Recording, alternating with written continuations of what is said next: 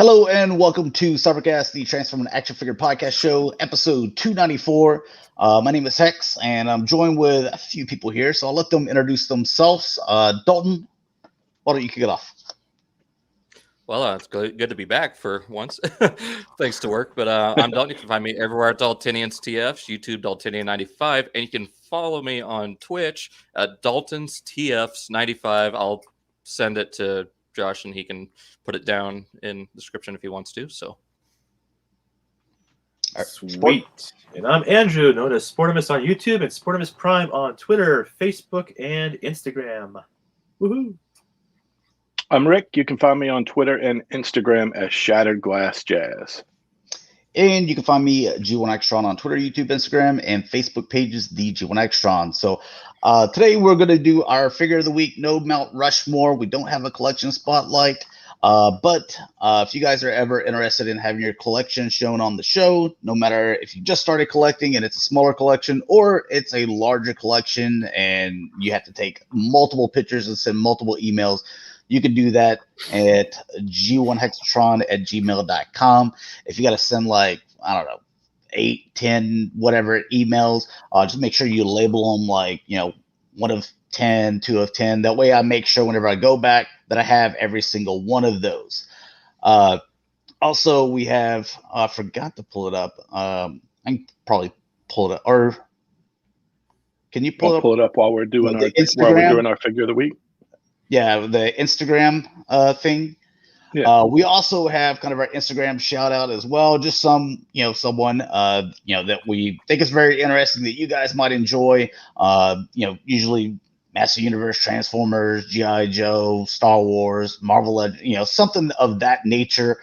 We think there's something really cool about their photography. We'll share that with you. If you want to give them a follow, you can do that. You want to tell them, hey, we sent you over there. You can do that. If you are interested, I know Rick gets, probably several of them. So if you haven't seen yours yet, know that it's probably in the pipeline. We'll take a look at it at another date. But Rick, he usually sends those to me and like, hey, this is kind of the one that he's picked out for the week. So if you're interested in that, you can send him a message with some of your photos that you like on Instagram at, where is it again, Rick? Just Shatrdglassjazz on Instagram. Just DM me, hit me up. Don't be shy. All right, and let's see. What is the last bit? Oh, yeah, we're going to be talking about Master Universe Revelations, what our thoughts are on the first 5 episodes. Also, Transformers Kingdom. What do we think about that new series, or I guess the third part of the trilogy? So, like, it's over, I guess. I mean, they called it a trilogy, so that would be over. But anyway, I mean, we've seen through Star Wars that it continues. Yeah. Star Wars was a trilogy, and there's a bajillion movies. So. One of many. Now it's a saga.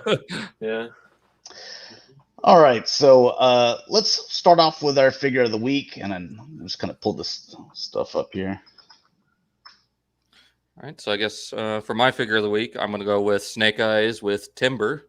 Really love this little set. Like, I do dig the ninja look to him, but the Commando just looks awesome. Just barely beat out the core class Soundwave because this little guy is awesome too. Pretty cool. We got that quick. I went old school. Oh yeah. I got me, as you remember, we had the Generation Selects G2 repaint of Megatron. Well, I got the original one. The original G2 Megatron. Megatron attack indeed. If there's ever a G2 brick, this is it. Oh, yeah. I mean, this guy you can hurt someone with this thing. You can beat someone to death with it. They don't make them like this anymore. It's got electronics in it, which I was surprised to see. I need to get the repaint, the Megastorm. Yeah, but he's 100% complete. I'll look for that too one of these days, but I'm happy with this one. Happy I got him. I mean, they don't make them like this anymore.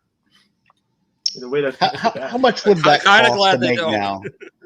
Like with all that solid plastic. I was thinking that because it's also got electronics in it too, and I'd say probably $40 or $50.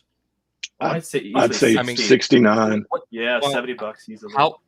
What's the scale like? Like, what does he scale with? Well, I'm saying like robot the mode. big chunky boy, he's got like a lot of plastic, He's Oh yeah, got he thick at least plastic, too. at least 60, probably 70. Yeah, With easily. electronics, they might What? ask 80. To be Yeah. fair, Yeah. these days. It is So Hasbro. Commander So class price. Yeah, Hasbro is Yeah. not afraid to ask for $80. I mean, you think about Yeah, Rodimus I'd take- Prime, who's $80. it used Yeah. to be the price of Masterpiece figures. Yeah. Yeah, it I did. know. Yep. Yeah.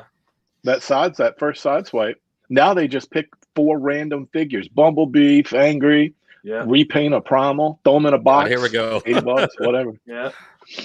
$80. And That's a Black magic Ragnar number. with that nice leopard print. Mm-hmm. Black Ragnar with that nice leopard print bikini. She's purdy. Yeah. So yeah, Trash. I'm gonna what be I Mike on that. Trash. that's Complete garbage. Trash on the B at least. The Black Ragnar looks cool. I just want my Fingry from Mike. So. Yeah. I just want Everybody the just gorilla. wants like 1 or 2. No one wants all 4. That's just the truth. I mean, Dakota- I'm getting all 4. So Except for Dakota tried Dalton. to swindle his Bumblebee into my package. Like I bought that another Viper off of him, or told him I was like order one. And he got it, and he was like, yeah, and like I'm putting the Bumblebee in the package. That's like an extra $15 if you want me to send this. I'm like, that's where like Mike was like, hey, do you want me to send it to Dakota? I'm like, no, send it directly to me. He's gonna try to pawn off that Bumblebee that I don't want. So, what you got, Rick? I'm gonna go with the Hot Toys Biker Scout. Oh, he's so clean. Classic, simple, nothing crazy. Just Wow. Biker Scout. look at Moneybags over here. Yeah. No, I didn't That's get the what I call bike. He'll I didn't get the bike. I just got the Scout Trooper. I'll be honest, I've got the Sideshow version, which is a few years old. I mean, I don't know how many years old, but there's things about the Hot Toys version that I like more. Believe it or not, it's got a forest base with 2 pieces of like 2 logs, so you can kind of prop his foot up on one like he's blasting, So I think that makes Sideshow better. Plus, I use that all the time in my figure photography. That little forest scene for GI Joes, and then also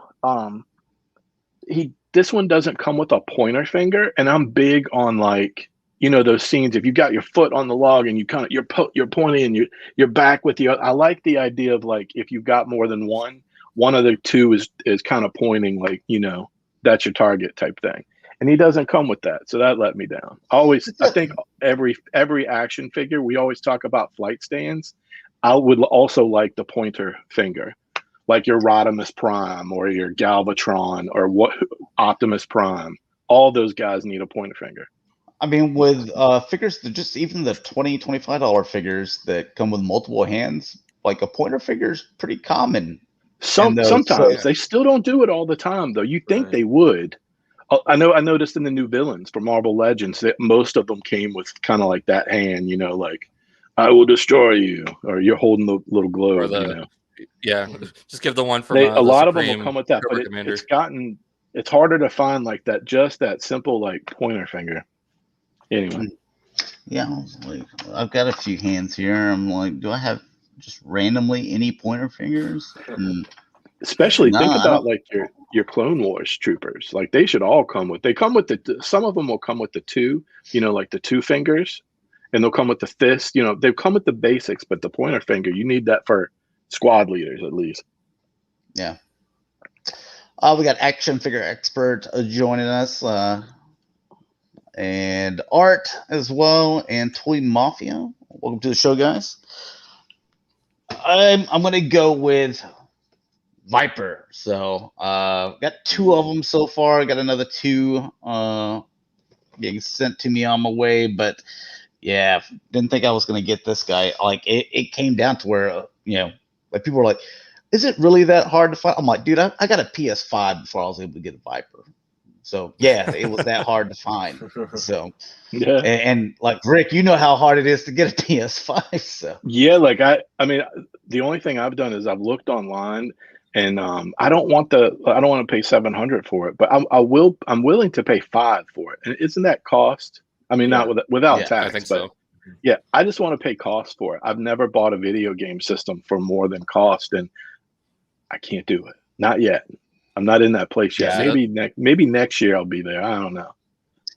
Like mine was cost, but it Yeah, that's was how a I am with bundle. the, It came with some You other got to buy stuff, the which bundles. I was Yeah, like, everything in the bundle, I was like, yeah, you're I gonna don't need mind it. having that, except for You're the You're a the hardcore gamer. Yeah, yeah, like it came play with a lot. Spider-Man, and I was like, I was gonna buy that anyway, you Yeah. know, and like a $30 gift card to GameStop, and I was like, well, I can use that because I'm gonna buy games, and then I came with an extra controller. I think that was it, but I was like, yeah, I'm fine with an extra controller, you know. So anyway, yeah, it worked out. charge one and keep playing. Yep. Let's before we get into Legion Order joins as well. Hello, what's going on, man? Before we get into the Instagram shout out, let's first talk about Master of the Universe Revelations. So I'll start off with, first off, it is not He-Man and the Masters of the Universe. It is just Masters of the Universe. That was interesting just because I know when we were kids, like I rarely called it Masters of the Universe. It was me and my buddies. Hey, did you see the new He-Man episode or something like that? Or hey, did you make sure you come over? You're staying the night. Bring your He-Man. It was like He-Man was like that was all of them. Yeah. So it was basically the same as saying like, hey, you coming over? Bring your Transformers. Let's play with Transformers, or bring your Joes. Over. That didn't mean that I want you to just bring GI Joes. No, bring your Cobra. All that stuff. So to just take away the name He-Man, I guess kind of showed you, at least should have been a hint of the direction going. But as I watched it, first episode, I guess the things I liked about it, the voice acting, I thought was top notch. I thought the animation, there's like, I guess it was okay. I'm not gonna go out there and say like, man, this was just awesome, because it was kind of that CGI looking animation, and some things looked a little wonky, if you paid attention to them. But overall, I was like, that's not going to really bother me that much, because it didn't look like Thundercats roar, so thank God. so I was like, I can live with the animation. But I started to watch it, and this is going to have spoilers in it, so I guess if you just wanted to show up for the news part, I guess you can just mute it, or come back whenever we just pull up news and we're done talking, and that way you don't get spoiled. But just giving you a heads up, we will be kind of talking about the shows, actually, if we're going to be discussing it. But to see He-Man and Skeletor disappear, or die, whatever you want to say, I thought it looked like, hey, it's Teela, and you always like Teela, and then it's like, okay, she's kind of putting together a group. And I looked at that as like you would with Mandalorian. He's putting together a squad. We have this mission, and every episode I'm going to pick up another squad mate, and we have this mission to go do this thing. And I looked at it kind of like that. And there's other shows that have done that, to where here's this person, this character, and then every episode they kind of add someone to the team, and they're on this journey mission, kind of like Lord of the Rings, to go do this thing. And that's where I kind of followed it, to where I was like, okay, I can get behind this, because it's only going to last a few episodes. They're going to, come to the end, and then they're going to find a way to bring Skeletor and He-Man back. And so, like, all through it, I was like, I can live with this. And now we have everyone back. So it was like just a little 4-episode, Teela adventure, which if it's going to be a long-running series, I'm fine with that. But then to kill Adam again, so like in 5 episodes, you've managed to kill He-Man twice. When did I have to ask a question. When did they kill him the second time? Well, we're not really sure he's even dead. I mean, he's just not laying there, you know. Yeah, they just restored magic, and he got stabbed. If you look at where the stab wound is, it might not be fatal either. He got impaled, man. All right, it's going to be like he's not dead. Maybe not. No, he's not dead. One thing that I can say that I did like a lot is when they did these episodes. Rick, you and I have talked about this before. Like, hey, we'd like you to do a G.I. Joe. Like when we were talking, hey, like a live action series. And it doesn't have to be big production like you're trying to do these movies. But hey, it's your one underwater mission, so you only have like a couple of those Joes, and then you have the eels, or hey, it's a flight mission, so you'd have them, or hey, it's the Alps, so you'd have snow job and alpine stuff like that, and like some of the snow serpents, so it would be kind of like area and character specific. And I thought that they did that, with the Scare Glow, like that was that episode, and then there was the Steve Gore, he wasn't really in there that much, but the Merman, like here's the water episode, and I did like that, and the way you can introduce villains, because there are so many, and good guys as well. So that was the thing that I liked the most. But there was a lot that I didn't like as much. But I'll let someone else kind of take it from there. I know that Rick, you were pretty positive on it, and Sport was pretty negative on it from the get go. Yeah, I kind of want to bat last. So. Yeah, I'd like to bat last on this, because I'm going to be positive, very positive. I'll bat first then. That's okay. I took some notes. Volume 1. No, I'm kidding.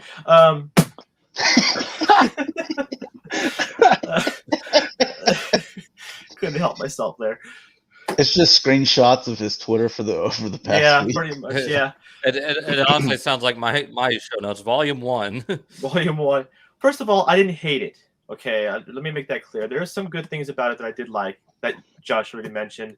The animation I really enjoyed. I love the style. I love the designs, the updates in the characters. The colors were brilliant. I love the vividness of the whole thing throughout the series. I really enjoyed the animation in general. It was refreshing compared to Thundercats Go and all this other junk that we see on TV nowadays. The writing script I didn't care for too much, but overall it was bearable. I didn't like the Earth vernacular in it, but that's okay. The actors were good. I know some people had an issue with some of the actors, but I thought they all did a good job. The things that I didn't like about it basically was a lot of characters were out of character. And there was some serious mistakes in the show. The beginning was great. You got the introduction of the main heroes. They're celebrating Teela's advancement to the title of Man-at-Arms.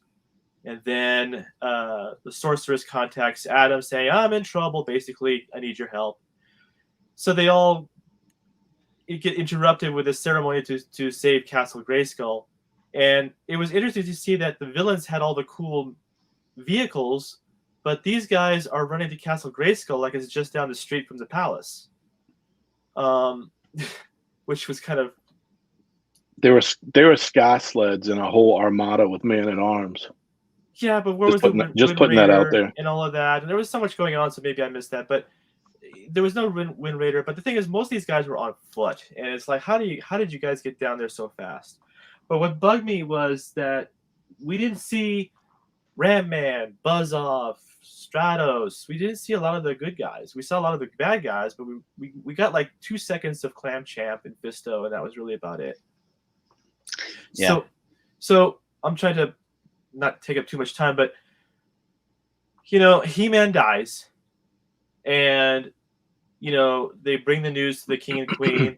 It was good to see that they kept with the filmation where Queen Marlena kind of knew that Adam was He-Man.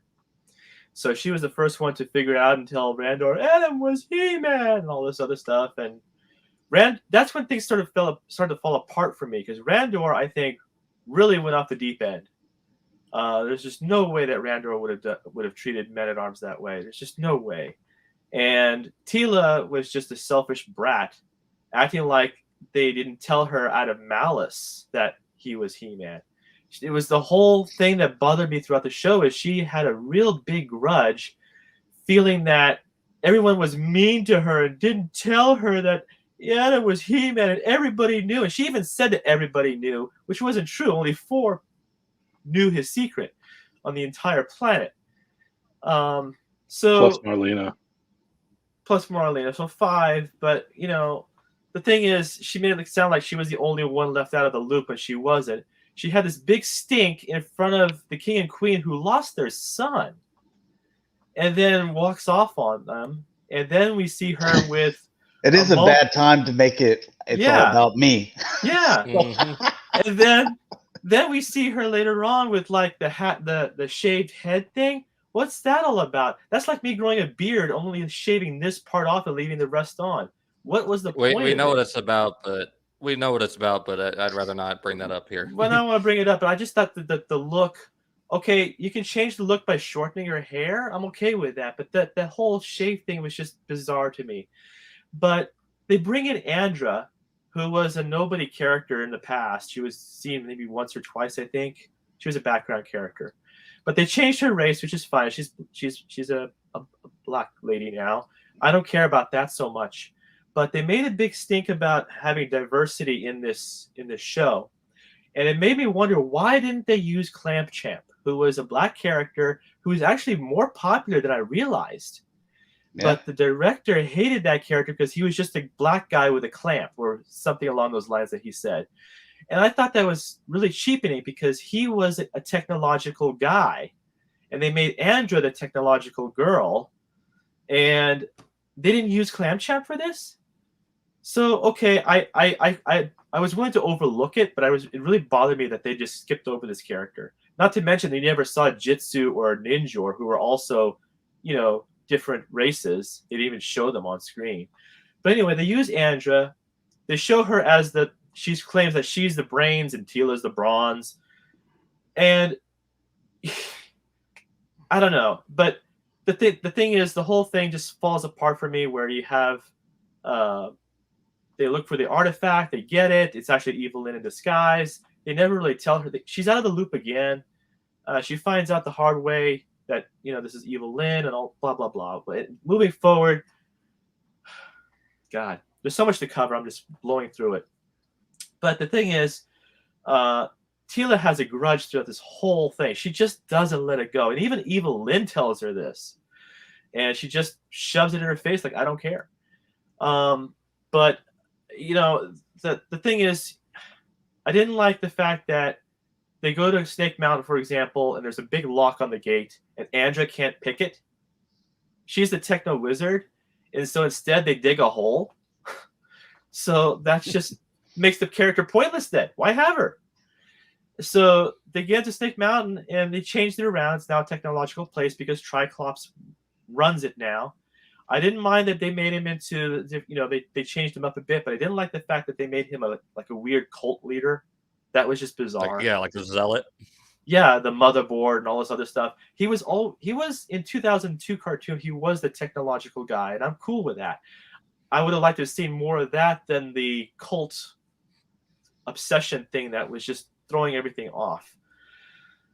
But anyway, what is this business with everybody losing an eye? Trapjaw lost an eye. Whiplash lost an eye. Merman lost an eye. They've all got scars. What happened to them? So that was kind of weird as well. I did like the fact that they, in the bowels of Snake Mountain, that they had the tentacle creature through the slimy pits and all that. That was a nod to the original playset. Yep. So and the new playset. The new playset as well. Yep. Mm-hmm. So that was a cool nod. So they had some nice Easter eggs in there. But it was too much with Teela being angry. That's the biggest thing that I had a problem with, is this girl just would not let up on it. And we don't really know how much time had passed. There was time, but not too much time. And Evelyn was the saving grace for me in the whole thing. I fell in love with that character. I don't know why, but it's just something about her. The voice actress did a brilliant job with her. her design, the way she acted in the whole series. She was the mature one. It was like the other way around. She was the anchor. She had her head together, whereas Teela was just an angry brat. So it really bugged me that they did it that way with Teela. But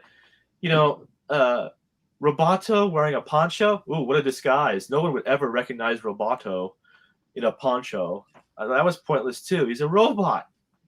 So Orko was another mistake. Orko was Orko the Great in Trala. He was one of the greatest magicians ever to exist on Trala. Here they made him this pathetic oaf who couldn't pronounce his own name, which was Oracle. So they called him Orko because he said Orko. He couldn't do anything right even on his home world. They made him too pathetic. And I think they've carried that too far. But the Scareglow scene was fantastic. Scareglow, I smiled all the way through. I loved that character. I loved how he was voiced. I loved how they made him move around in the scenes. They made him creepy where he would glow, then not glow. They had the close-up on his head, the skull, and all that. He had it together, man. He was playing Teela like a fiddle. The only problem is it sort of fell apart because she had no fear. Everyone says that she's afraid, but you never really saw her afraid. So every character has a weakness, and they didn't really portray it very well in that. It was kind of a weird thing. But Orko ends up saving the day because Scareglow traps them in, traps their ankles with they're not vines, but like stone that came out of the ground. And, we have Roboto who just stood there. He has a blaster. He didn't even try blasting his way out of it. He did later, but he had to wait first. So the timing of it was just odd to me. But the scene with Orko against Scareglow, that was cool. The thing that did bother me even more than Teela was Prince Adam. They made him a complete wimp. They made him somebody that was just unlikable. It didn't seem like he deserved to wield the power sword. Even when they found him in the afterlife, which is Preternia, he's like, oh yeah, I got the other half. Here it is. You want it? Here you go. I don't want it. By the way, you're trapped here, but I know the way out. So which is it? Were you trapped here, or do you know the way out? If you knew the way out, why is he still there? It's like he doesn't care anymore. And then we find out that when you go to Preternia, you can choose whatever form you want. All these other heroes, Hero, Vicor, of course, King Grayskull, they all chose their more powerful forms. And here we have Adam, who they call Flea Man, which is a total slap in the face. They even have him fall in the mud, and Vicor just picks him up like this, like he's some sort of rag doll, and they make fun of him. These are heroes that should be supporting the guy instead of making fun of him. Just to cut in, I don't so much have a problem with that. Like if, Superman, Clark Kent, even though, he still has his powers and stuff, he still would probably want to be recognized as Clark Kent more than he would Superman, because that's more personal. Perhaps, but they just ran him down and they made him look so weak. Can I gotta step in here just because I think it's good conversation. I know you said they made Prince Adam out to be a wimp. For me, it's the first time that Prince Adam has a moment to be the most heroic person on the entire show, where he's willing to give his entire life for everyone else on Eternia. And especially when, and I'll get into this more, there's obviously something going on between Teela and Prince Adam, a bigger relationship than we thought. Especially when he, so when you say wimp, I had the exact opposite feeling on that, and in that one moment. Well, that's the thing. That's all. That is a good point. He sacrificed himself. Okay, whether he was He-Man or Adam, he's still the same guy. But they kind of took it all away with the way he acted. He's like, even when he says, by the power of Grayskull, it's like, say it loud and proud, man. And he was just so wishy-washy. He just was just neither here nor there. It just seemed out of place to me. I've seen every episode of Filmation. I've seen every episode of 2002. They had different versions of Adam, but this is by far just completely left field for me with the way they treated him in this show. He was more weak to me than he really should have been, aside from what you mentioned with that part. And I didn't like it. And he's trying to talk to Teela. And Teela asks him a question. He starts to answer it. And Teela's like, nope, don't want to hear it. Nope. And she does that multiple times. She does that to Man-at-Arms. She does that to Adam. It just really annoyed me with how she cut people off and how Adam was just not as assertive as he should have been. They made King Grayskull black, which was neither here nor there. I thought that was a pointless move because it didn't add or take away anything from the story. They just did it for the sake of doing it. It didn't bother me. It's just I found it pointless. The other thing is when they're trying to restore the two halves of the sword, they take it to Hero, who was in actuality the original bearer of the power sword. I think they said King Grayskull was the first, but it was actually Hero. But the thing is, he's the guy who's probably the oldest of them all. And he's doing this like, nope, can't put it back together. It's like, come on. He should know better than that. And it takes Andrew, who's like, hey, isn't this tower made out of Eternium? We can use it to, basically be a giant shield in order to reforge the sword. So why didn't Hero know this? Why didn't Roboto know this? Because it was made clear that Roboto knows how to reforge the sword. How come he didn't come up with that idea? Well, nitpick, I know, but some of these are maybe a little nitpick because I'm like, you can't just be like, oh, it's the perfect story, like no mistakes were made. Right. Otherwise, Transformers '86 animated movie, like, hey, we're trying to make this big thing a Unicron and go back and forth, like, hey, Optimus, why not just pop the Matrix right there, and movie's over in 10 minutes, and that. Well, same thing with Lord of the Rings too, but yeah. So, I mean, there has to be some dramatic effect, and there's got to be some. I know. Yeah, they have to have some fights and struggles internally and stuff to make a show. Otherwise, why even make it and why even watch it?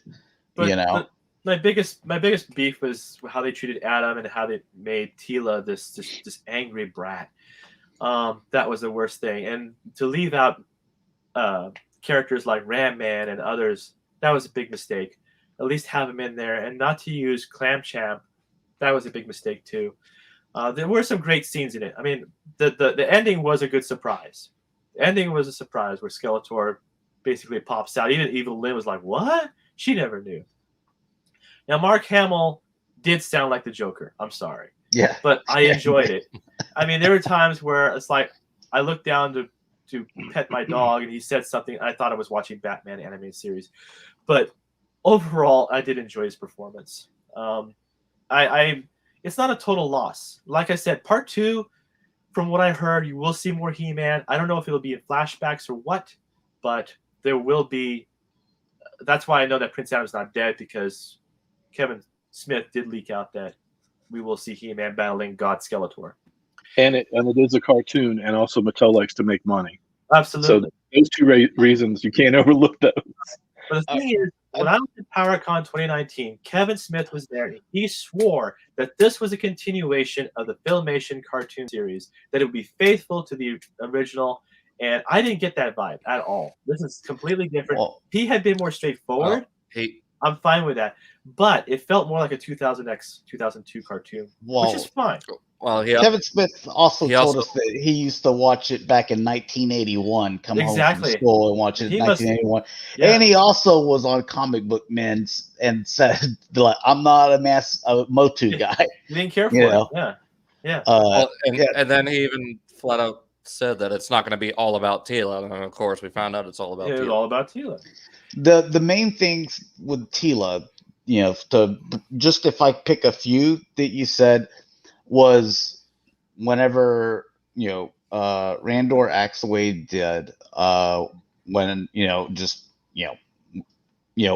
when she made it, just lost a son, and then she wanted to make it like, hey, it's all about me, like, hey, this person they just lost their child, the prince, he's dead, and in fact he basically gave his life for everyone, so he's a hero. And then whenever you see them back, like I know that if I lost someone that I was that I guess if I was Tila and I lost my best friend or something like that, someone that I was close to, done with the battle with, and here's a second chance to talk to him, and I'm not passing up that opportunity, Right. to just be like, yeah, I don't want to talk to you right now, like.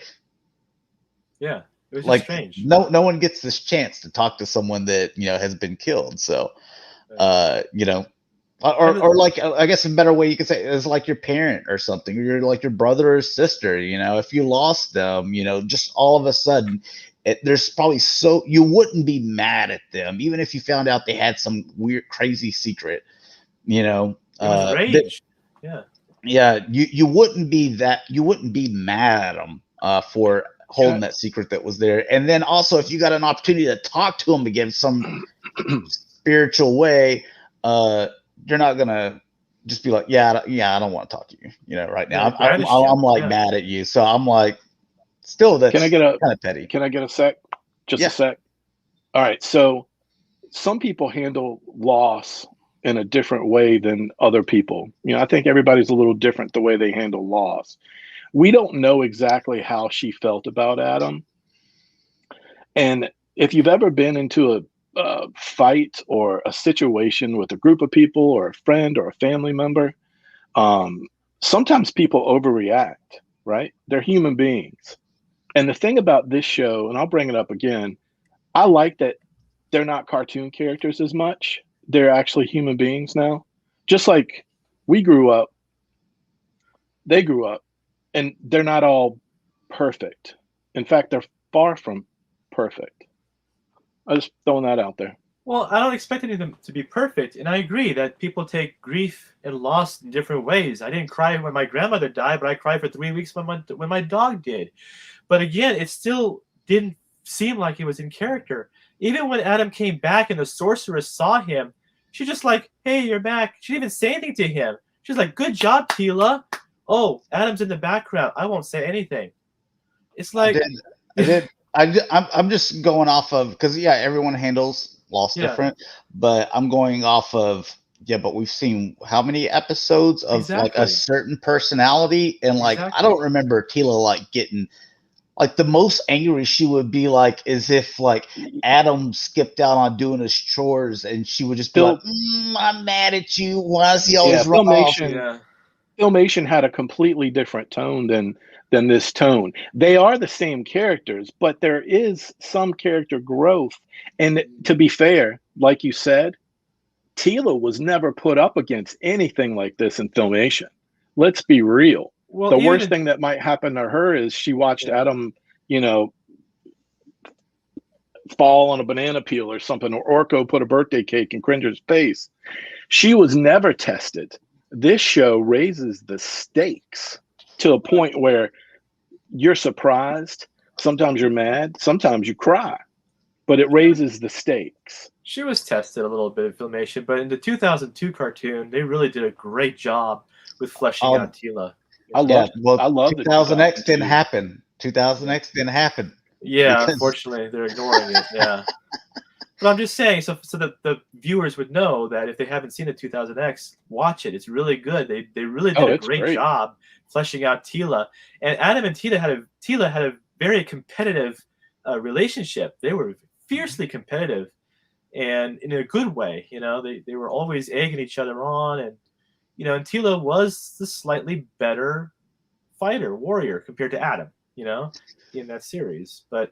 I'm going to take some of these comments real quick, and then I want to hear what Dalton has to say, because I know he said he didn't finish it, though. But sorry, Dalton. Legionaro says, I liked it, but I was expecting more He-Man and more episodes. So more episodes on the way. Art says, Sarah Michelle Gellar made Tila so unlikable. Yes. Her voice was terrible. Beth says, Kev let us all down to get to Clerks 3. Hopefully he does He-Man justice in Season 2. Randy Book says, I thought He-Man show was okay. I kind of liked it. Art also says you got to talk about the Sailor Moon-like transformation. And, the rainbow transformation. The The butt Randy cheeks. said the fact that Adam didn't use his power while he was on the other side said a lot about him for me. Christopher Kelly, while I really enjoyed it, I don't understand the negativity towards these 5 episodes. So, I mean, it's not all negativity. There's some positive, there's some negative to it. I think the fact that we've just been talking about it's Masters of the Universe, not He-Man and Masters of the Universe, and that we've been talking about Teela for 30 minutes here, basically the entire time, with a little bit of Adam sprinkled in, says a lot, because where are your other big characters, like you said, like Ram Man, and maybe they turn up later. I hope so. Off Stratus, to where we're like, there they are, but I love Stinkor, and you only do how long? I got Stinkor like 15 seconds. Yeah, it was like to throw this out there too. Don't forget, first 5 episodes, and I'd like to point out that we had to wait a long time to get that with Filmation. You got to go deep to get all your characters. I just throwing that out. There's only 5 episodes, guys, brand new.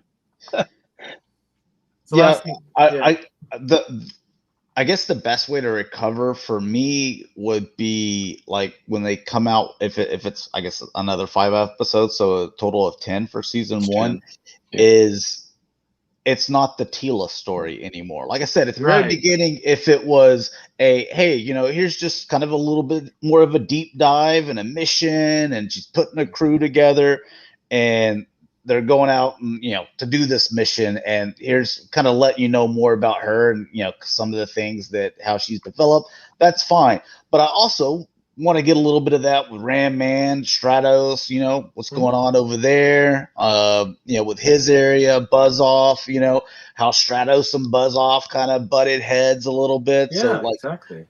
You develop all of them. With the toys. I want all that. They still selling toys. So hopefully we get all the toys. If they treat it like that, and to where it's like, hey, we're going to develop all of them. We just this was just kind of like a little Teela arc, arc right here. Then I'll be good with that. Again, I mean, I don't want to get too much into Teela's design. She's got the Karen haircut. She's all pissed off all the time. I thought it's like the Demi Lovato cut. You mean? Yeah, I guess. Yeah. Or the Karen. Let me speak to the manager. Like she's just mad. She kind of got that vibe, and her muscles are really big. Yeah, that was off-putting. And He-Man doesn't kill, by the way. So killing Skeletor was just. Didn't care. Yeah, I thought that was odd. Yeah, but it's kind of like if Batman picked up guns and just started shooting villains. Superman lobotomizing everyone or something. I don't know. Oh my god. Let's see. Chris says the Master of the Universe versus He-Man in the Master of the Universe is a rights thing per Kevin Smith. Is it though? Is it? I don't know. Yeah, that's what I'm like. Did he just say that? Because he also said he was watching this show when he got out home from school in 1981, and we know that ain't true either. So, well, the toys were always branded as Masters of the Universe, but He-Man. And I think it's a smart move to if you're going to let the show grow up a little bit and go to new places. I think having Masters of the Universe, especially if you're selling toys, let's be real. Talking about selling toys, and too. Don't forget, there is another animated show called He-Man and the Masters. There is, yeah. I think Masters of the... It's just like you said earlier, when you're playing Transformers or you're playing G.I. Joe, it's Masters of the Universe, and you can sell 100 characters instead of just one character. That makes sense to me. Yeah, I guess it makes a little bit of sense, especially like if you compare it with like Transformers, the Bumblebee Cyberverse. Like, what? Well, let's unless anyone has anything else to say about He-Man or MOTU Revelations, I had to correct myself. I do. I have a lot to say.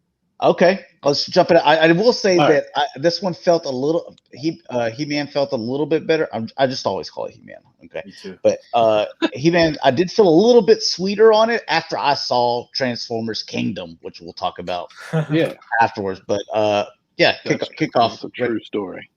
All right, so the stuff I liked about this, because I think it's important to talk a little more about the likes. Here's what I liked. When I grew up, it was He-Man in the afternoons. I'm old enough to know and remember watching every episode, talking to my friends on the phone, and just watching He-Man after school. What I like about this stuff versus that stuff, especially because I'm not 9, 10, and 11, which is when I was watching the original stuff anymore.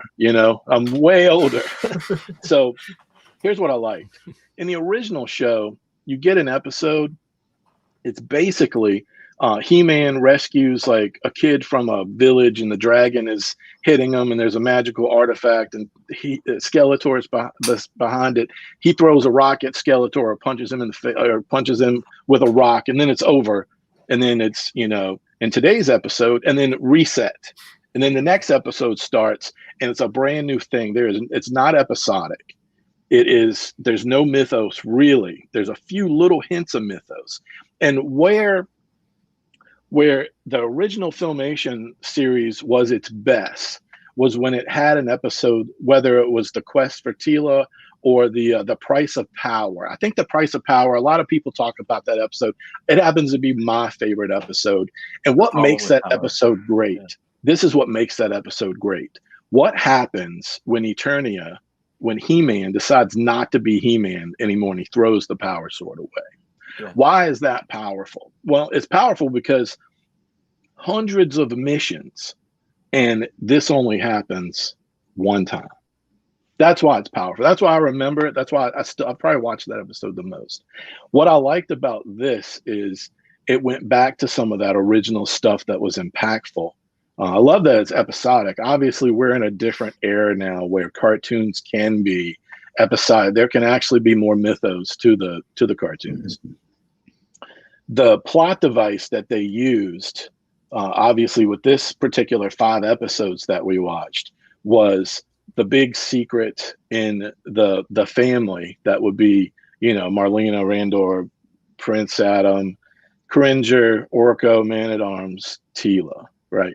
That's kind of, they use this secret that even plays out in the intro of Filmation, to get to some places that we've never been before, to break up the group a little bit. And I really like that. That gave it a little more drama, a little more just places that we hadn't been before. And then within that story, He-Man, Prince Adam makes the sacrifice. So now we're without Adam and we're without Skeletor. And what that does is it allows the other characters to shine more. We talked a lot about Teela. Sport, you mentioned Evil Lynn. Evil Lynn's story is so fantastic in this. I loved it. Yeah. You take away Skeletor, and you're given more time to concentrate on what makes Evil Lynn Evil Lynn. Is she evil? Would she be evil if Skeletor wasn't in the picture? It starts to kind of show different facets of her that maybe we haven't seen. You see a little bit in the 2000X, I might add. If you haven't watched it, watch that, because Evil Lynn gets some attention in 2000X. There's also, real quick, there's an episode where Evil Lynn's fleshed out a little bit more is whenever she talks to, I guess, her father, the faceless one. Yes. So I like that one episode because it develops her character a little bit more than just like, hey, magical sidekick of Skeletor. Yeah, so I love that one of the villains gets a little more time, and obviously there's a lot left to that storyline. I think we're going to see that storyline have some major ramifications in the next 5 episodes. So that I liked. I liked that the Orko story pulls you in. Not only did it pull me in, it pulled my kid in, and I think that's what it was there to do. A lot of times, if you don't have kids, you don't quite get the point of view because you're not watching them watch the episodes and how they react and things. But so I watched it with my 8-year-old first.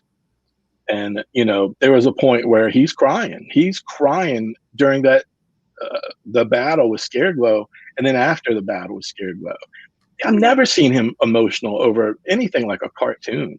So, and we watch a lot of cartoons. So I thought that was awesome.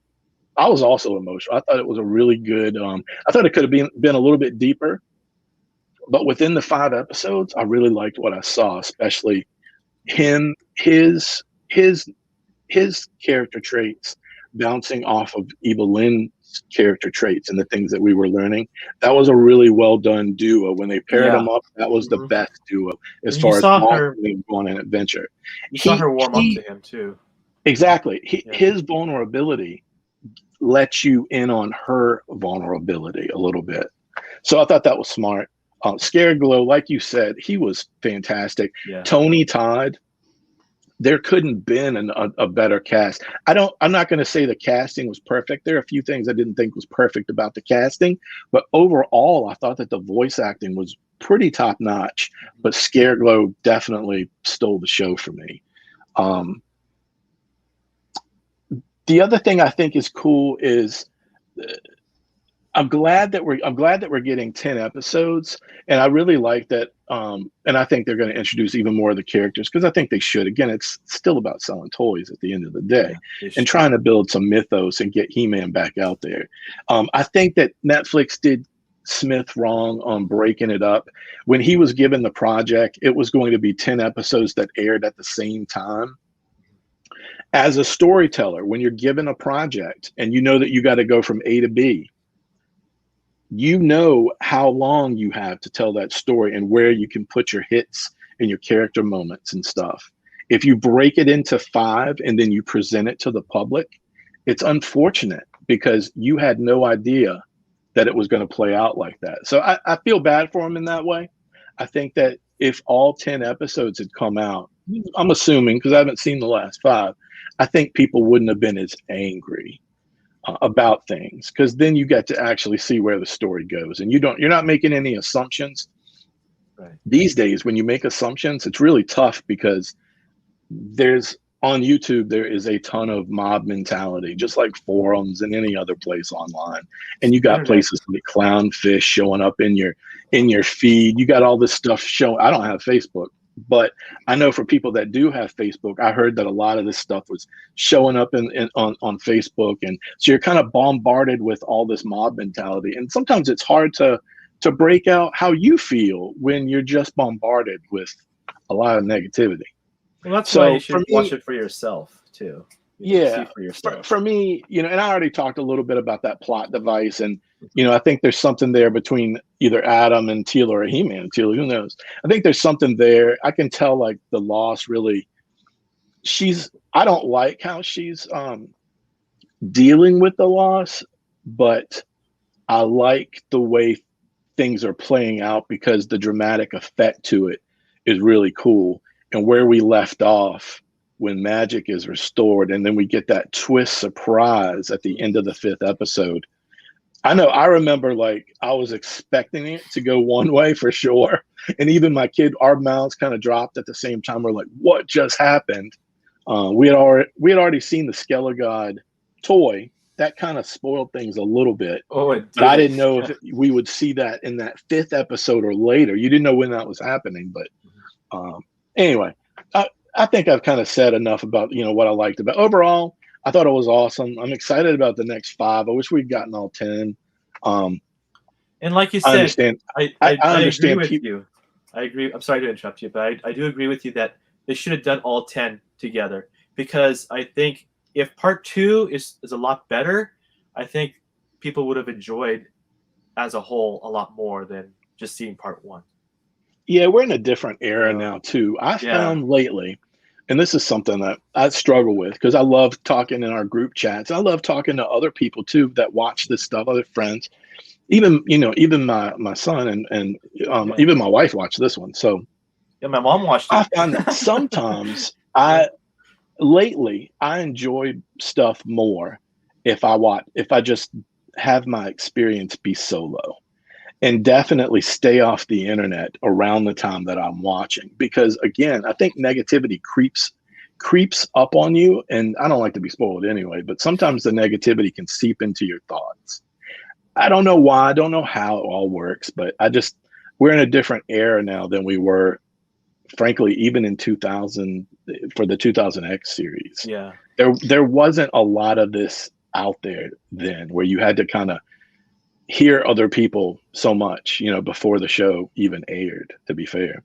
That's true. But yeah, I am sad that a lot of people didn't like it, because I think it's awesome that He-Man, Mattel, all this stuff is back on the shelves in different ways, and there's media, and to be fair, we're getting ready to talk about Kingdom.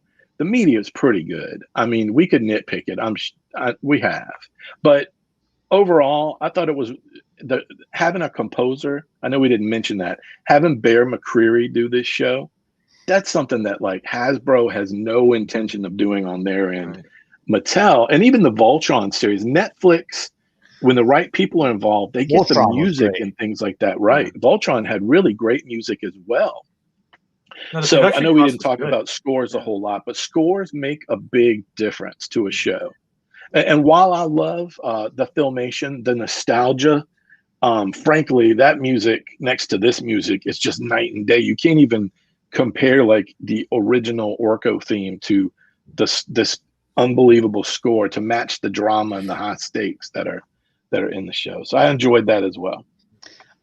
Just to tackle a few comments here, Christopher Kelly says, does anyone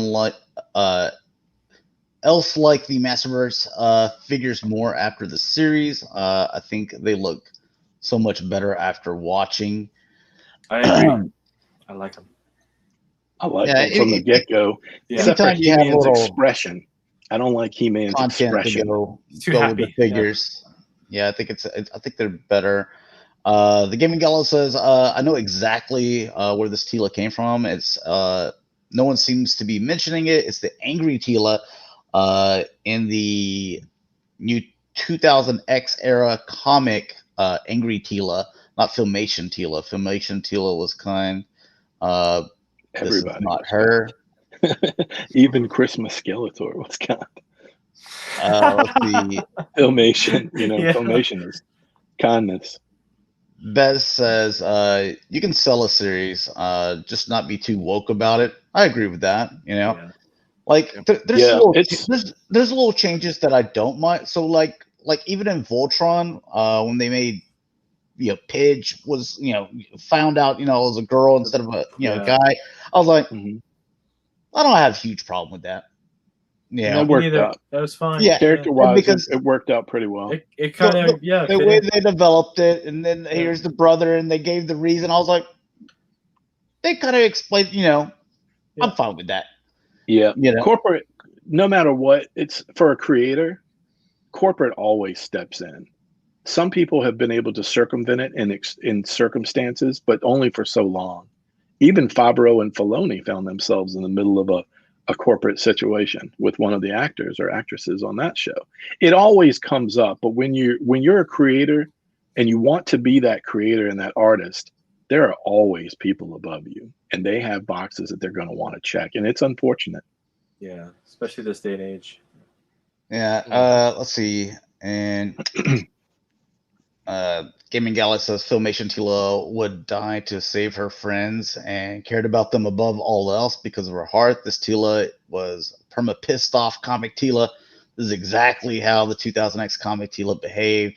Randy Books, I saw a Battle Cat and Shiny He-Man 2-pack today at Target. Retro, it looked pretty good. Nice. I think we'll see some other facets of Teela shortly.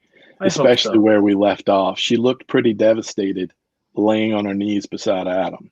I think we're about to see other facets to her personality. But I think the anger and the impact of what we got, I think that was all needed to get us to a place so that hopefully things start looking up. I hope so. Because I do like the Teela in general as a character, overall. Yeah. I mean, I'm not going to lie. I actually like the action figure that's going to come up. I'm glad to have a new version of Teela.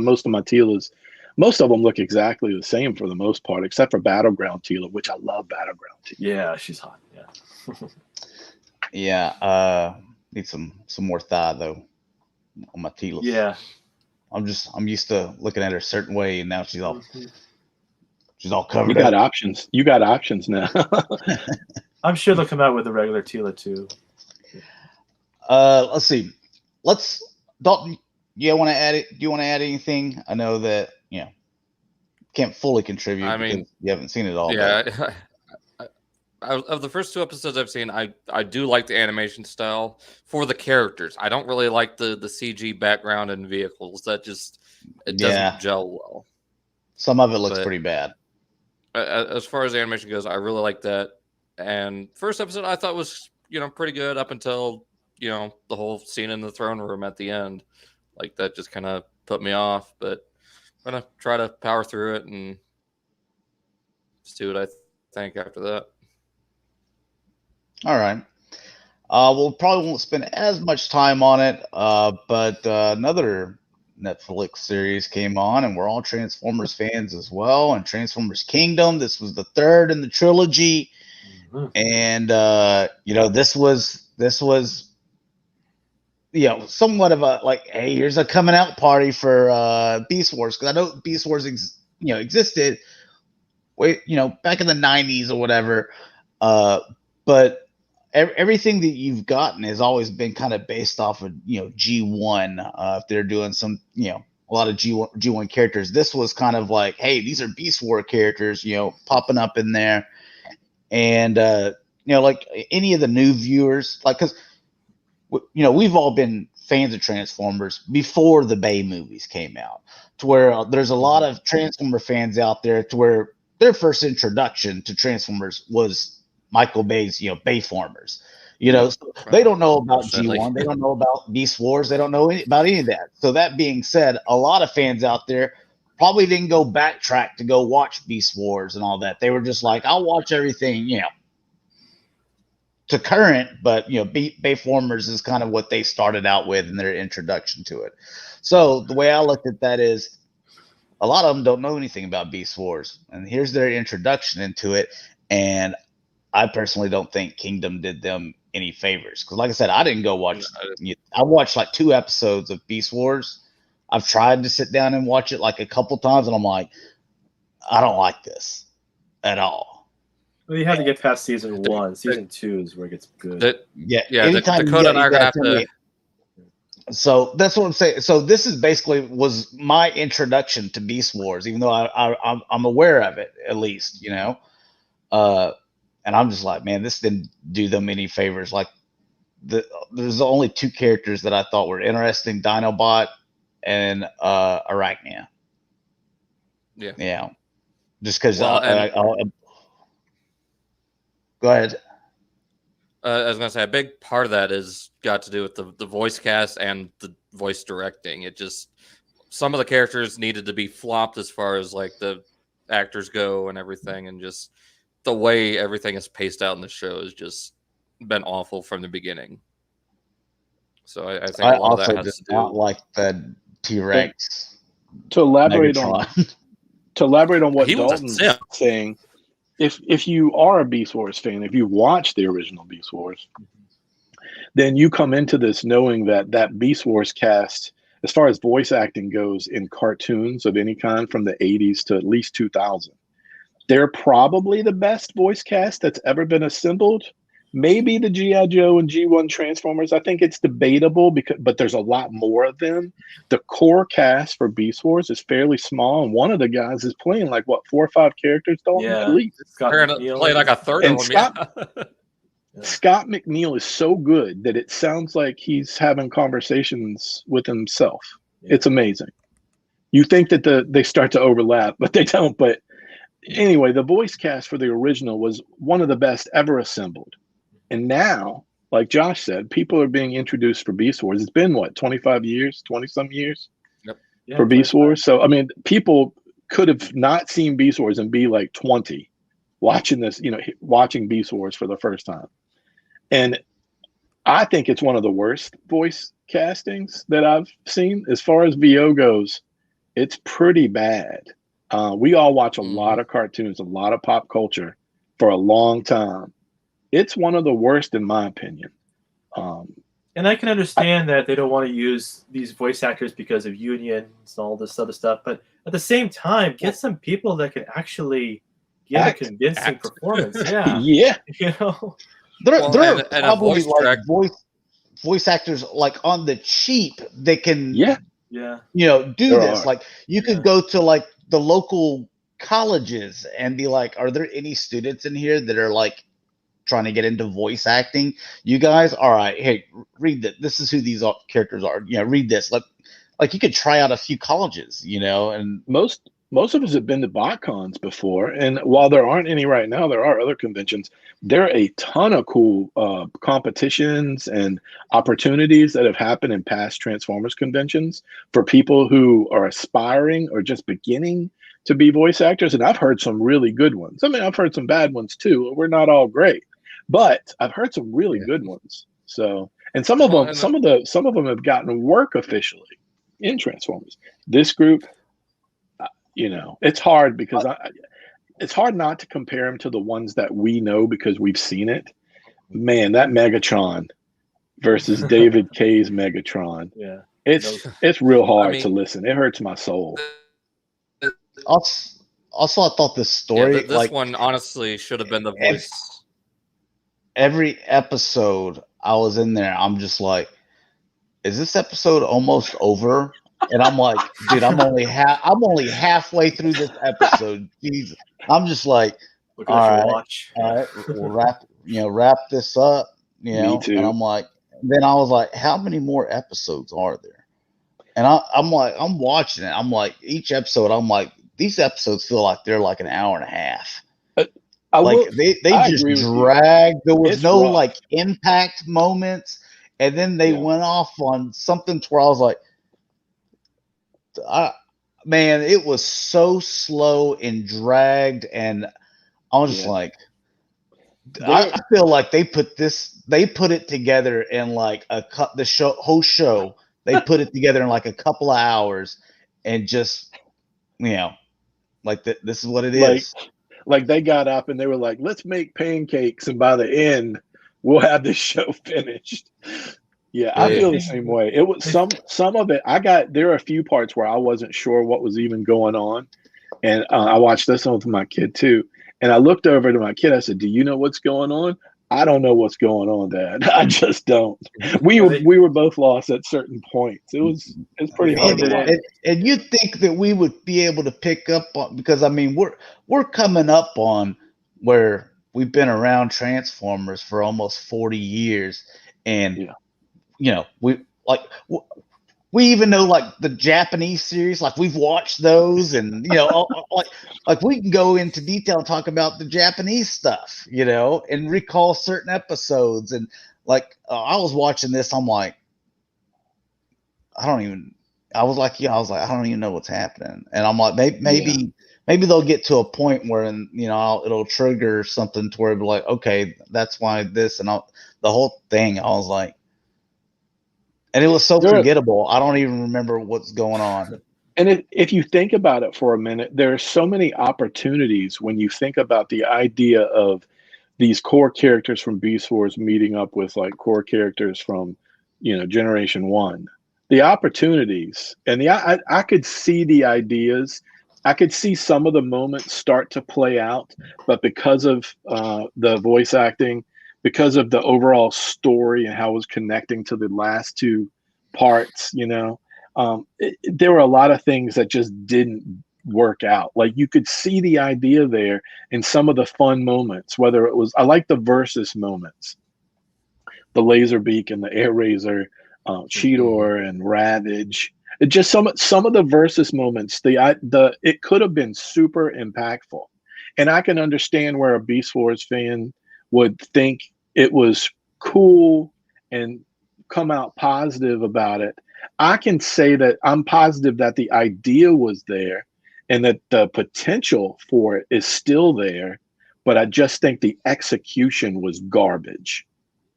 But I'm glad some people liked it. I always am glad if people come away liking it, but when I compare it to the other, it's hard not to compare it to other Transformers series like Prime.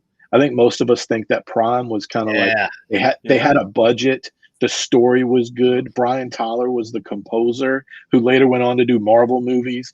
I think that we haven't had that amount of care, money, trust. I don't think we've had that in animation since Prime. Yeah. And I keep waiting because eventually we're bound to get another one, right? If it's a numbers game, eventually we're bound to get another one that we liked as much as we liked the original G1, the original Beast Wars, the 86 movie, and Prime. We're bound to get a series that everybody, for the majority, liked. Yeah. We're still waiting.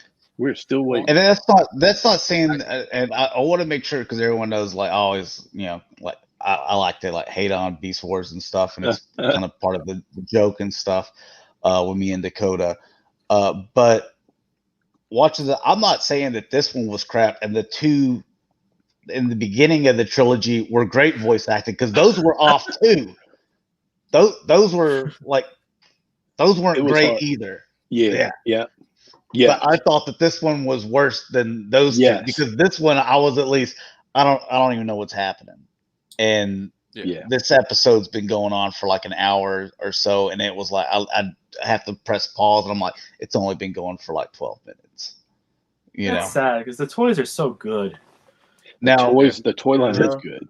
This sounds interesting. Legionardo, I guess he's Italian. Are you okay? So Kingdom Italian dub. He says screwed up most of the beasts, like Rat Trap, with a really deep voice, or Beast Meg sounding like a grandpa. That would have been more entertaining than the regular English version that we got. At least I could have been like, at least it's hilarious. Instead, like the T-Rex Megatron, you're like Dalton said, he was like, dude, he was just like simping over G1 Megs like the entire time. Like, I'll do what you want, master. I mean, he was like the complete opposite of Starscream. I mean, they honestly, if Scorponok would have had any lines, or the Scorponok drones were just one, that voice would have fit those better. Because he at least sounded like Beast Wars Scorponok. Yeah. But, what about Dalton? What are some things that you liked about it? Because out of all of us, you're probably the biggest Beast Wars fan out of the four of us, right? What did you like about it, at least? I really like the arc with Dinobot. I mean, it echoes a lot of what we originally seen with him, but just that more of that struggle, just right off the bat, just him trying to grapple. He didn't immediately go over to the Maximals. He was trying to figure everything out, and then that sacrifice he made halfway through. And then just asking Primal, if I were to come and join you, would you accept me? Of course. It reminds me, because again, like I said, I haven't watched Beast Wars, but whenever I was seeing Dinobot, I was like, they've done this with a character before, and it was at the G1, the end of season 3 with Blitzwing, where he was kind of flip-flopping a little bit there, and was just like, I can't pick a side, and I'm like, dude, that's where, that was cool. I always hope that they developed more, but unfortunately we only got, Japanese series and then the 3 little, whatever, season 4 episode. 4. Yeah. So they didn't develop any more on that because it was just like, dude, we just need to sell all these toys. So, and for the Americans, we're going to just throw them all in these 3 episodes to where the first episodes they're just shouting their names out so they can sell the toys. But it seems like, well, if that's what happened in Beast Wars, it looks like, hey, Dinobot, they kind of took like, hey, this is a good idea for a character to kind of, go back and forth. And, that's why I was like, Dinobot seemed, one of the coolest ones. Well, and that's the thing. You don't have to reinvent the character because his story was told in Beast Wars. You don't have to do any reinventing with him. Yeah. Like, that was what you get is pretty much... Yeah. Yeah. And then Josh, you get some nods to the originals.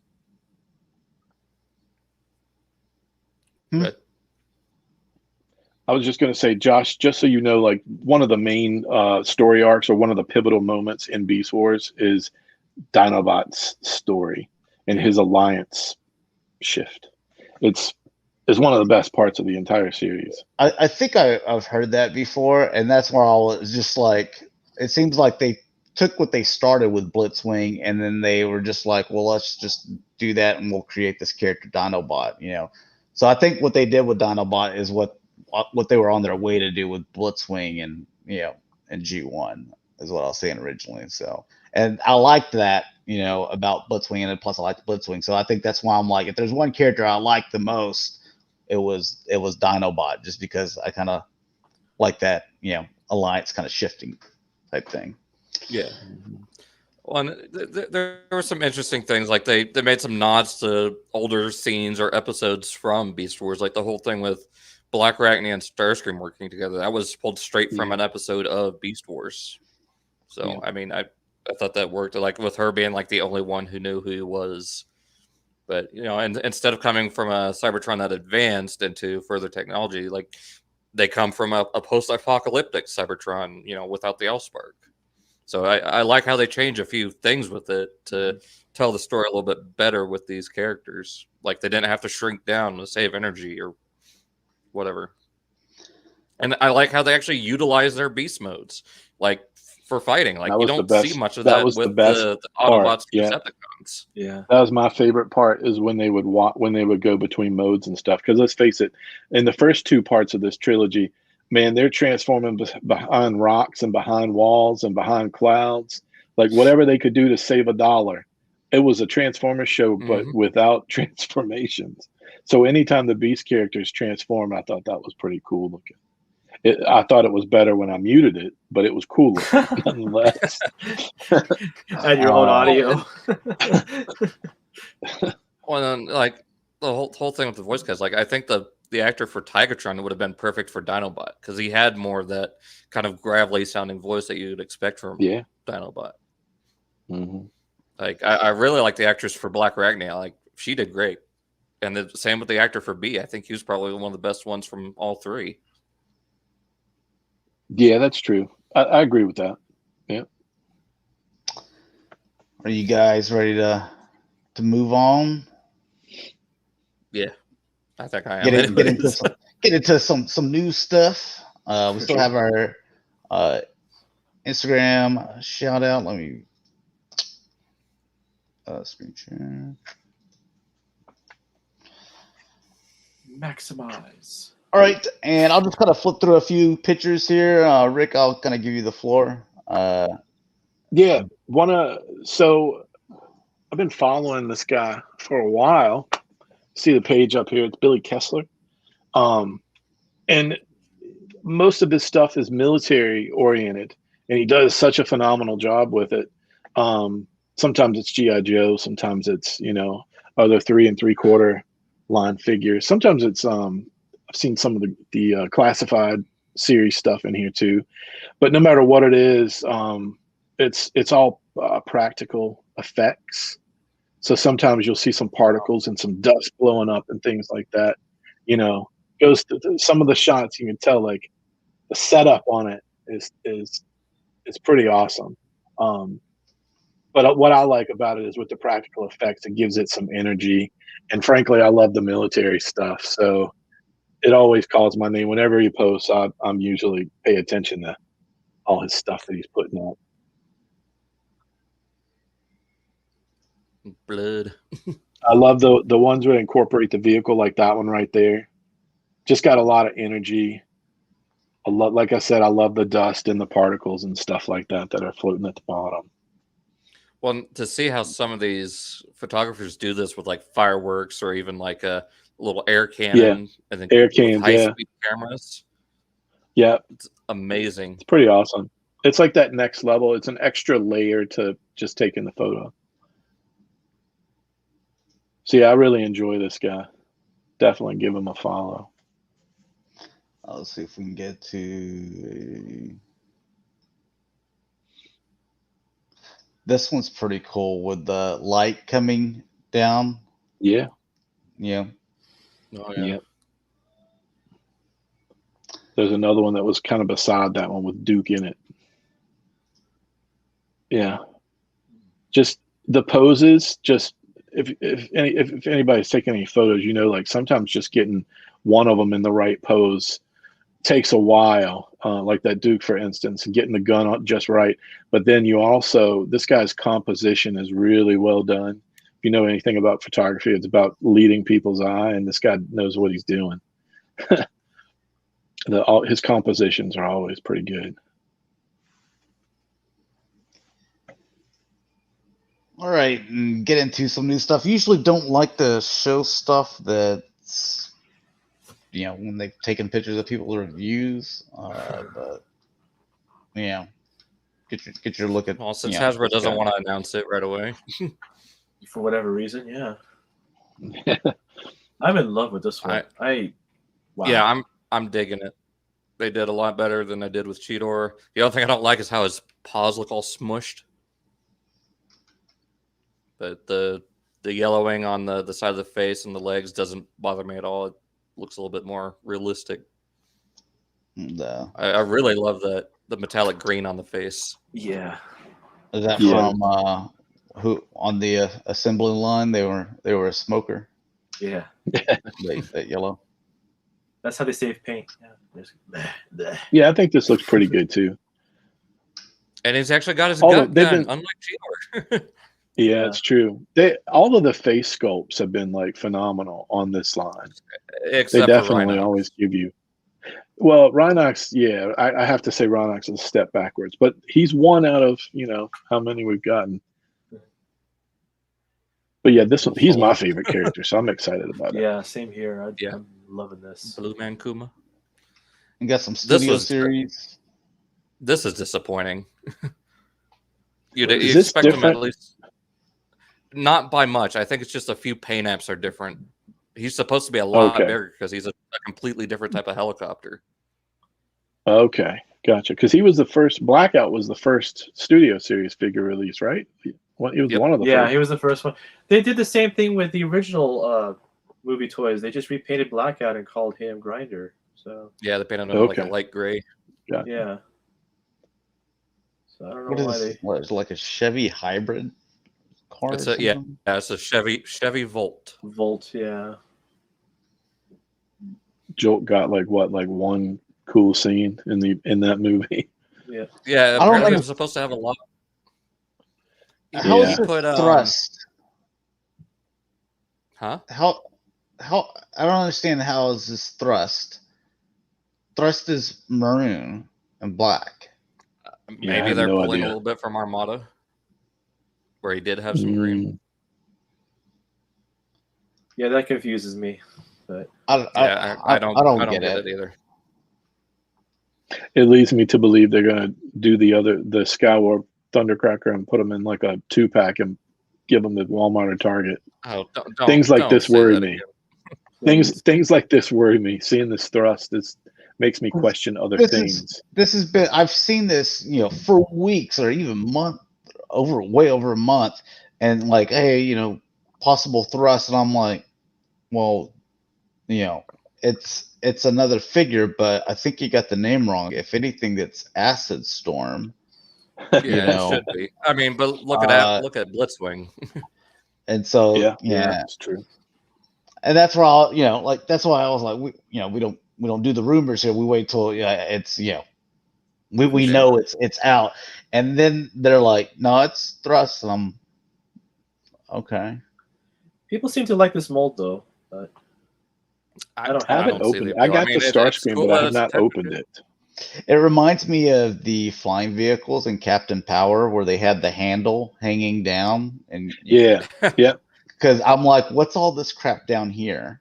It reminds me of the Captain, like the Power Jet XT7, I think it was, and I forget what the other one's name was. I think in the movie it's just supposed to be a fin and the blaster, but they just put all the kibble into there. It's a Tetrajet. And premium finish.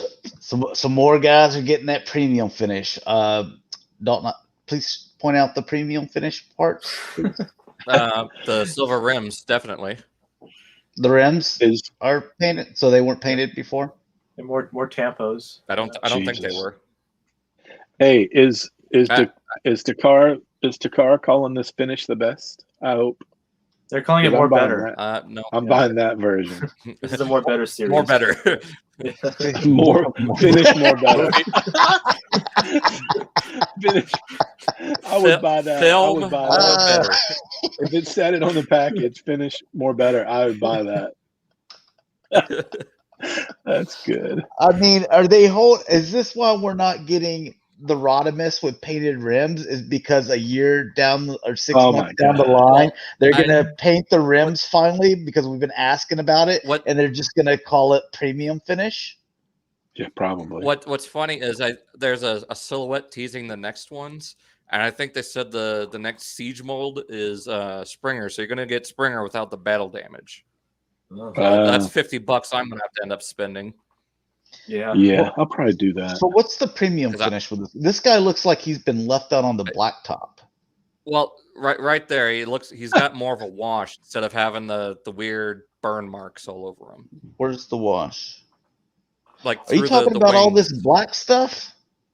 Yeah, that's what he's got instead of the actual like burn marks that the retail toy had. Easy pass there. Oh man. Yeah, supposed to be a little bit more accurate to the show.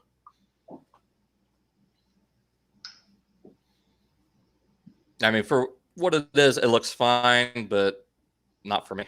It's an easy pass. Yeah.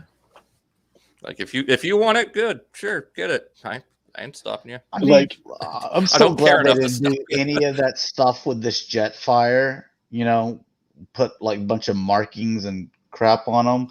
He just looks nice and clean. Yeah. Yeah. I mean, if you ignore the weird like cream color on the legs, but that's besides the point. God, I don't like this premium finish stuff. I don't know. It feels like a step in the wrong direction. I agree. Yeah. I say just get it right. We all understand why they do it, but I still say they release enough toys and we buy enough product for them to get it right the first time. That's just me. Well, I mean, at least it's something different from Takara instead of just, here's the same thing Hasbro did. Yeah, no, that's true. I mean, at least they're doing something slightly different with it. Now, I will say I am kind of tempted by Crosscut since I do still have Road Rage. This is stuff I'm happy about because I'm not getting it, and I love that. I mean, I'm not getting a lot of the Masterpiece anymore. I cherry pick, and that's cool. I mean, there's 3 of them. Jeez, I used to spread it out. God, man, yeah. You guys remember when they spreaded that out, right? It wasn't like, hey, here's this mold. You getting 3. You're getting all of them right now. The Datsuns, yep, all of them, right? Like before you even get the first one in hand, all of them are announced. Like they didn't do it that way. They they spread them out. Like you get a Lamborghini, you get a Datsun, you get something else. Speaking of, did these all go up for pre-order at the same time? All 3? Relatively close. I didn't even check because I ain't getting it. So yeah, me neither. I do think it's weird with the little hood things up here. Yeah, I don't remember that on even the G1. Was that on the G1? I don't remember that being on the G1. If I had to choose one, it's Crosscut. Yeah, if I had to choose one, the most interesting colors. Yeah. Now, Takara is trolling. Takara is trolling me. I'm like, all right, Takara, I want Masterpiece G1. It's a Decepticon. The color scheme is purple, gray, black. You know his name. And they're like, Nightbird. It's like, no, Galvatron. They're like, Nightbird. I mean, them hips, she looking nice and thick, though. They don't lie. Yeah, I like it. This is definitely how I would be posing it if I had it on my shelf. But I'm just like, Takara, I get it because of the RC mold or whatever. You know, you did that with the generation, and I like Nightbird. Like whenever I was able to get one that wasn't that Impossible Toys TFCon exclusive that was a piece of shit. But to get that Takara one, dude, I was so happy because I love that Nightbird in the car. A masterpiece, though. Come on, and you haven't done Galvatron, or like there's a bunch of other ones you haven't done. Jazz. Yeah, Jazz. You haven't done an update for Grimlock, because Trailbreaker, Hoist. Yeah. Mainly Galvatron. Mainly Galvatron. but a character that doesn't even transform. She gets a masterpiece. Come on now. And those colors look really nice on that vehicle mode. It was just easy to do. I get it, but yeah, because of the RC thing. What I do think is really cool is that they added the design of the swords from the Thrilling 30 mold. Like that's I knew I'd seen where them that design comes from. Yeah. What did was it Cameron? I saw him on Facebook, and he was just like, the chest looks bigger, and I told him, I was like, you knew Nightbird was always more talented than RC. Come on now. Art says, I'm surprised they didn't do the medic first. God, you know it's coming. Yeah, Paragon medic. I feel that way too. Yeah, it's coming, dude. We're gonna get Chromia and Lita one, and dude, let's not siege it up. Let's not make them all the same molds. Just siege it up. Siege it up. Make them all repaints. God, man. This is 3-0, which no transform, and it's going to be expensive. They don't even have a price on it, so. I think if this were the design of the Bayverse Bumblebee, I think I would have been more down with that than what we got. Is it supposed to be like kind of a realistic looking G1 Bumblebee or something? I think so. I don't really pay much attention to the statues or giant action masters. I mean, it's officially licensed 3-0. That's why I pulled it up. I mean, there's some stuff we're not going to look at. Some stuff we will. Dreamstar Toys. Not Slingshot. It definitely doesn't look like him.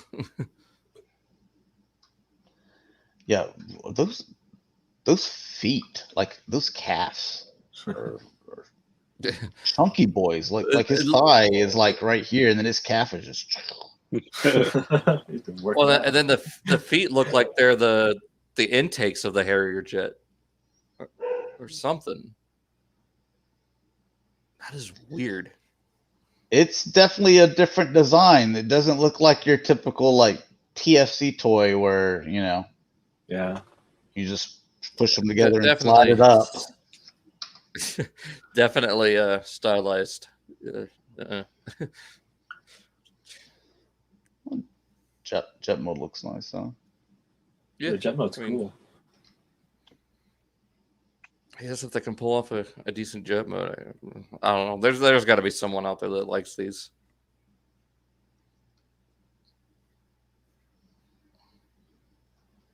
I mean, if you're just getting it to display in jet mode, look really good. I can't even imagine. Like, you look at all the stylized stuff going on here. Can you imagine the sucker when he's combined? How crazy that thing's gonna look, or how long it would take. I'm more afraid of the transformation. Yeah, dude. Oh my God. If you think I think Diesel was bad, my blood sugar would probably just drop, and I would have to be hospitalized if I tried to combine this thing while doing it on camera. Yeah, that'll make the news. Yeah, dude. I swear, like, if you could have seen my face when I was doing that one video, dude, I was probably white as a sheet, man. Just. Like all the blood had gone through, my body. All right, so this is Moon Studio. Oh, Raiden. Yeah. I'm still waiting on the news for the supposed masterpiece that we're supposed to get like a year ago. Oh yeah, the official release. You mean? Yeah.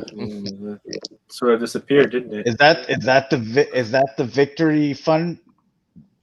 I was going to call it a fundraiser. Crowdfunder pleaser or whatever. I forget what it's called. No, because Raiden's from Headmasters. Oh, that's right. I'm sorry. I've hit the. He lost his train of thought. I've passed the what is it, like, been up for 25 to 26 hours point. So you hit that wall. Dude, like at around like 4 o'clock, man, I started falling asleep in the chair, and I'm like, dude, I kept on like trying to wake myself up. I'm like, I had to set my alarm too. I was like, if I fall asleep, then dude, I'm not waking up until I don't know, like 4 o'clock in the morning or something. I'll be sitting here like, dude, where's he at? We're still talking about Tila. Yeah. Oh god. This is Chang Toyz. This is a legend scale. They say G1 dive bomb. There's nothing G1 about this. What are you talking? They're heavily stylized. Yeah. Michael Bay would love that. It's just knife. Yeah. Knife. Daggers. Dude, look, you were talking about that G2 Megatron that you can just like beat someone with it if you use it. This sucker's like a shuriken. Yeah. Someone comes, like, breaks into your collection room, and it's like right there. You're just just that. It's like the Edward Scissorhands of the Transformer figures. I was thinking, like, with the wings spread out like that, it's like Predator's like blade, little shuriken thing. Oh yeah. Remind me, when in G1 did Dive Bomb ride the sword like that gorilla? That one episode. Yeah, that thing that he did. You remember that episode? I'm waiting for the MP, and this one I really like, the train bots. The Raid, Magic Square. There you go. You wanted a little jazz? It's got little speakers. Is that Legends or MP scale? Yeah. Legends. Wow. Little itty bitty guy. Car doesn't look too bad for got the open doors and everything there. Yeah. Well, I know. Movie? I know we really don't talk about speculation rumor, but I guess there was like someone who found like a prototype of Cliff Jumper, so it makes me wonder if Jazz is on the way. I saw that, like, he's green. I didn't pull that up because it's like I don't want to do too soon. Yeah. Let's see. Oh, got a few Dr. Wu things. Dr. Wu disappears for 3 years and now starts popping out stuff. Yeah, he's got like 3 or 4 things in here. He used to have a 2 swords a month or something going on. Yeah. Well, then he was working on that Mixmaster, and then just poof, just disappeared. Dude, these remind me of World's Smallest Transformers. Like there's, or the current crop, the core class. Yeah. There's not a whole lot. I really hope there's more core class coming down the line, because I'd be really bummed out if it was just the 6 of them or 7, however many. I haven't picked any up, but I've been tempted. I just worried that they're going to end up in a bin, but then part of me is like, yeah, but they look good. They would look all right with the Arc and Unicron and some of the other stuff that's current. If any of them, or just any of your city bots. Yeah. I mean, can't beat. So this is an add-on. That little gun turns into Frenzy. Is that Frenzy? Who it is? Okay. I was like, wasn't it a character? But again, it's Bayformers. Like, dude, they could have named that sucker Triptychon for all you know. It's a Michael Bay, Bay movie. And again, I guess Frenzy fits the personality of the little weirdo. Yeah. Yeah. But what's weird is they made this one turn into the mech tech weapon from the third movie, and he was already dead by that point. But then again, when does Bayverse care about continuity? Because there's like 20 different reasons why they came to Earth. Mm-hmm. And All right. Dude, this is a temptation. I'm not lying. Like this is a temptation. How much is this? $700. The presentation that they put out for this. It's beautiful though. It lights the eyes light up. It's hard, man. It's tough. It's beautiful. I'm no longer tempted by it. Like I saw it and then I started reading and then I looked deeper into the pictures and by the time I got out with the cat's eyes lighting up and the pilots going in them, man, it's tempting. But you ordered. I haven't pre-ordered. Yeah, I haven't looked at this yet, so this is my first time looking at them. Dude, if you're a Voltron fan, I mean, it's cool. I got to try to stay in what little lanes that I don't go in. I'm in way too many lanes. Yeah, Jordan says beauty with a price. Yeah, I mean, the big price. Yeah, I love that. I look at this. I like with the flight stands. You know, where you can pose all the cats coming out, you know, in line mode. I like the stand that they did for that. I mean, I have the SOC Voltron. It's good enough. I mean, it's more than good enough. Yeah, especially if Voltron's not like your main thing. Like I could see if it's your main thing, you probably pick it up. But otherwise, if it's just one of the things that you love out of 20, you know what I mean? This is taller. This is about 3 inches taller than the SOC. How tall is the total? This is 15 inches assembled. Okay. And Solar Jakokin is, I think, just under 12. That's your little cats jump, your lines jumping lion stand. Yeah, but who's paying $700 and not having this guy fully assembled as Voltron? Right. I haven't seen. Have they transformed it yet on camera? Has anybody seen a video where they transform it? I haven't. No one's buying multiples of this thing. Someone is. Rick is. Yeah. I can't do it. Probably Mike. If somebody gave me this, Mike wouldn't pay $700 for this. Mike collects pops. Oh, that's right. I'm sorry. I had a brain lapse. Yeah. If it's less than $20, he ain't buying it. Dude, $700. All Mike thinks on that is like, do you know how many pops that buys? Yeah. How many pops is that? Do you know how many Twinkies? That's about 70 pops. If I had an extra 7, I think I'd bite on this one. I almost bit on the Soul Shogoken. Almost. I was close, but it's not my thing. But I'll tell you why. It's the only thing Blitzway I've bought is the Ghostbusters and that Ecto 1. And I love them. Like they're, other than the Batmobile, it's one of my favorite things in the room. So I wonder if these are as good as that. I guess it's hard to tell because they're nowhere near the same thing. Well, okay. You wouldn't know unless you buy it. Here's how I'm looking at this. And I know this is like, oh, well, you know, you guys are old and stuff, but at least Rick, me, Sport, maybe Dalton. I'm just looking back. I'm sorry. This is $700. I bought my first car for $1,000. Yeah. Like this thing, like, okay. So I'm just like, you can get, and I had that car for like a couple of years, you know, my 16 through 18, you know, and I'm just like, you know, and then I sold it for like $700 or $800, you know, so I'm just, yeah, like, yeah, I bought a car for, you know, what this thing goes for. I'm sure they've gone up now. Whatever the used cars I've heard, like, hey, they're, you know, people are wanting your used car or whatever. Yeah.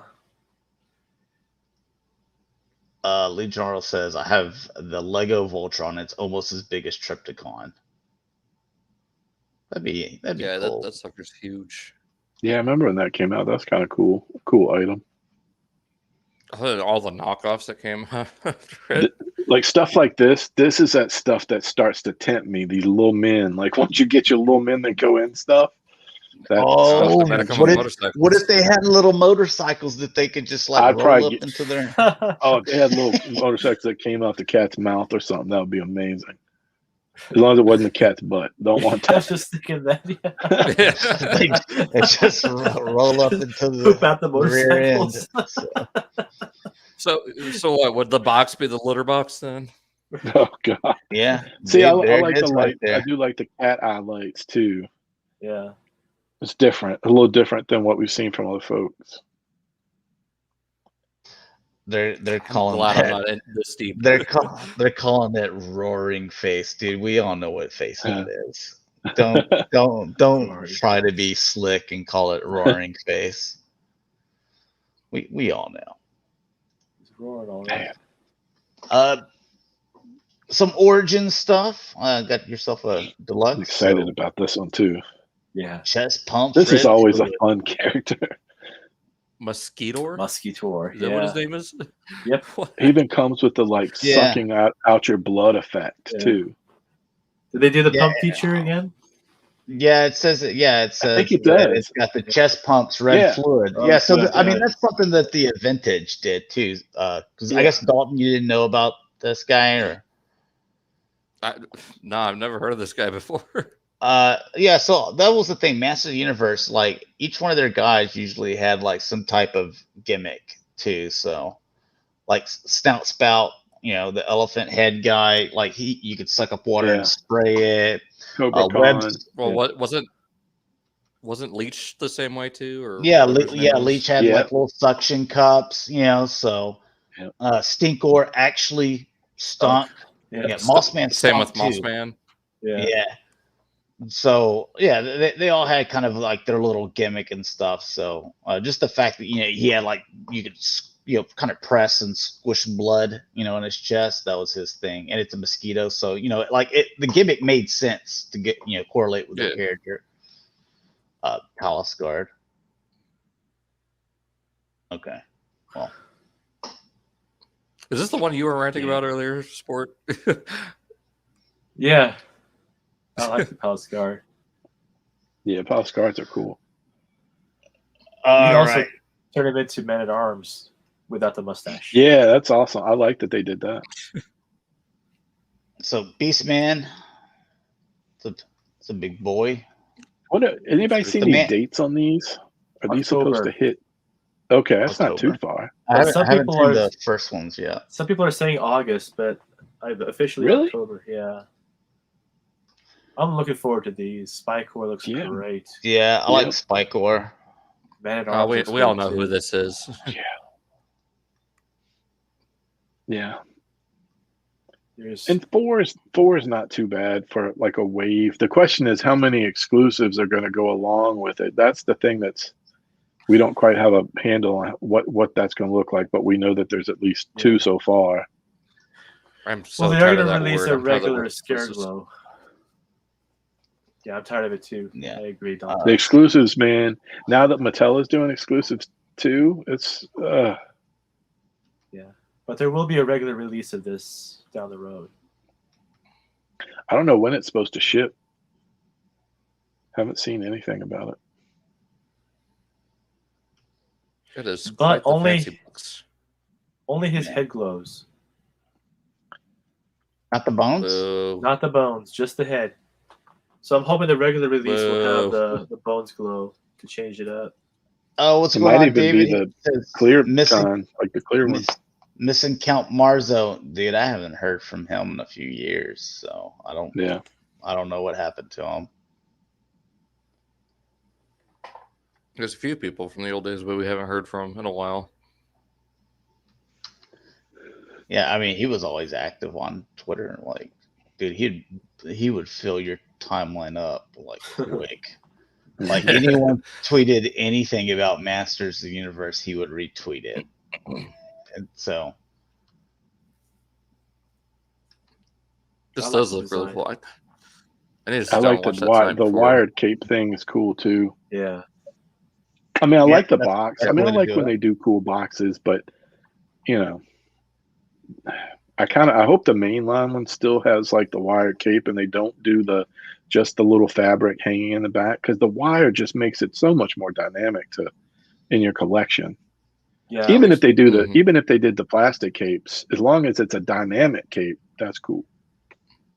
Yeah, so just the flat, like Yeah, it's that's the flat one thing I capes. didn't like about Mando.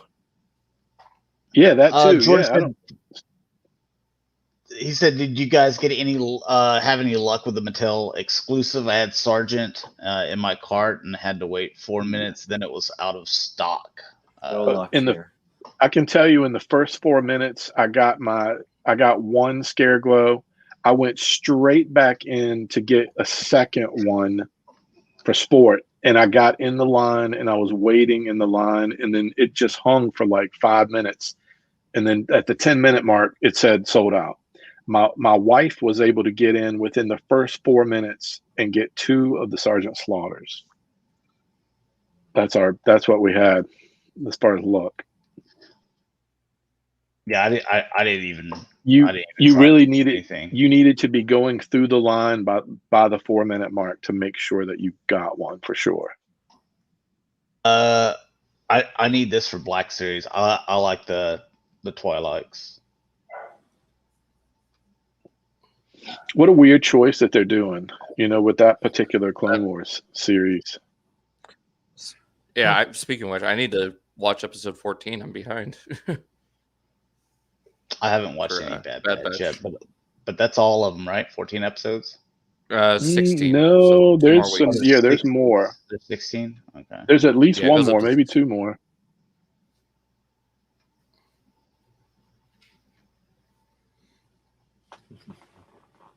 Nice. Oh, the miniseries troopers. God, I'd love to see them do that. Yeah, that's what they're doing. Like the other stuff that you've seen too. If you pay attention to the cards, they're all from that miniseries, like the 15-minute. Were they 5 minute? It might have been like 5 minutes. It was the little short miniseries. I just remember watching them as the like hour-long, 2 hour long. Yeah, they did that later. Mm-hmm. Or it was like I an liked hour. it. I just thought it was a weird choice to do that right now. Says great discussion about the Master Universe Revelation. I appreciate it. Oh, I'd like this one. Give me that one in Black Series, please. It was Barris. Yeah, that figure looks good. That's 3 3/4 inch too, man. The 96 inch. The cards are fun too. Right up his alley.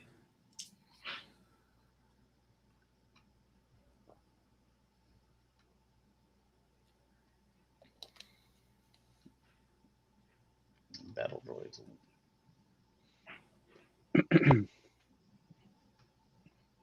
I managed to get. I think I got a pre-order on all of the VTC stuff, but the Black Series stuff I did not. They were already sold out when I got in there. I can't believe how fast those sell out. Oh yeah, you want her too? Yeah, Luminar. The Barretts. Yeah, I mean, she looks good too, man. Good that they're releasing those two in the same wave. It makes sense, Yep. Yeah. Let's see what we got here. Some Joes. Did y'all get any of this Walmart officer stuff? I pre-ordered that officer. Pre-ordered 2 of those, and I saw this guy on Walmart today. I ordered an extra one of this one that day that they went up. I think I have 2 of them, but I have one open and one on a card. Walmart actually sent me one card that was perfect. Every one, like I'd say 1 out of 8, I'll get like a perfect card. It's the numbers aren't good, sport. No, it's numbers not. aren't good. I did get this too. I got the Stalker. I would love to find a Stalker. Oh. He said it's an amazing I got a update. Stalker. I need one. I saw a Stalker in the store. If you would have told me. the tank, the day that it went up, it was in my house the next day. I don't know how they worked that one, but that never happens either. But that happened with that blue tank and the new Repaint guy.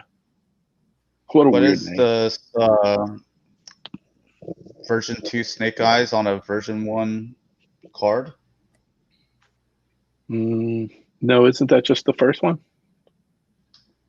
Just the first wave Snake Eyes?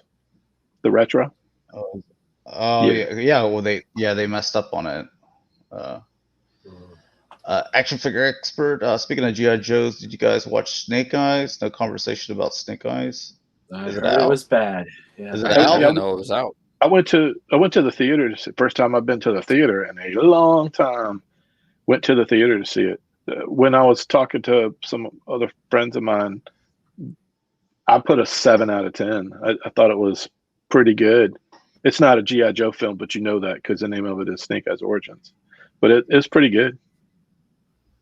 Definitely not a trash movie. I've seen a lot of trash movies lately, but definitely not like a garbage movie. Oh, the carbonized. Yeah, the only one I got one of the Scare Trooper. I think it is what it was. I just got one of those. George said, it's nice to start seeing more Joe stuff popping up. Viper's back in stock at Target's website yesterday. Yeah, I retweeted that too. I missed that. Baroness and Viper, I believe, both were. And I missed it.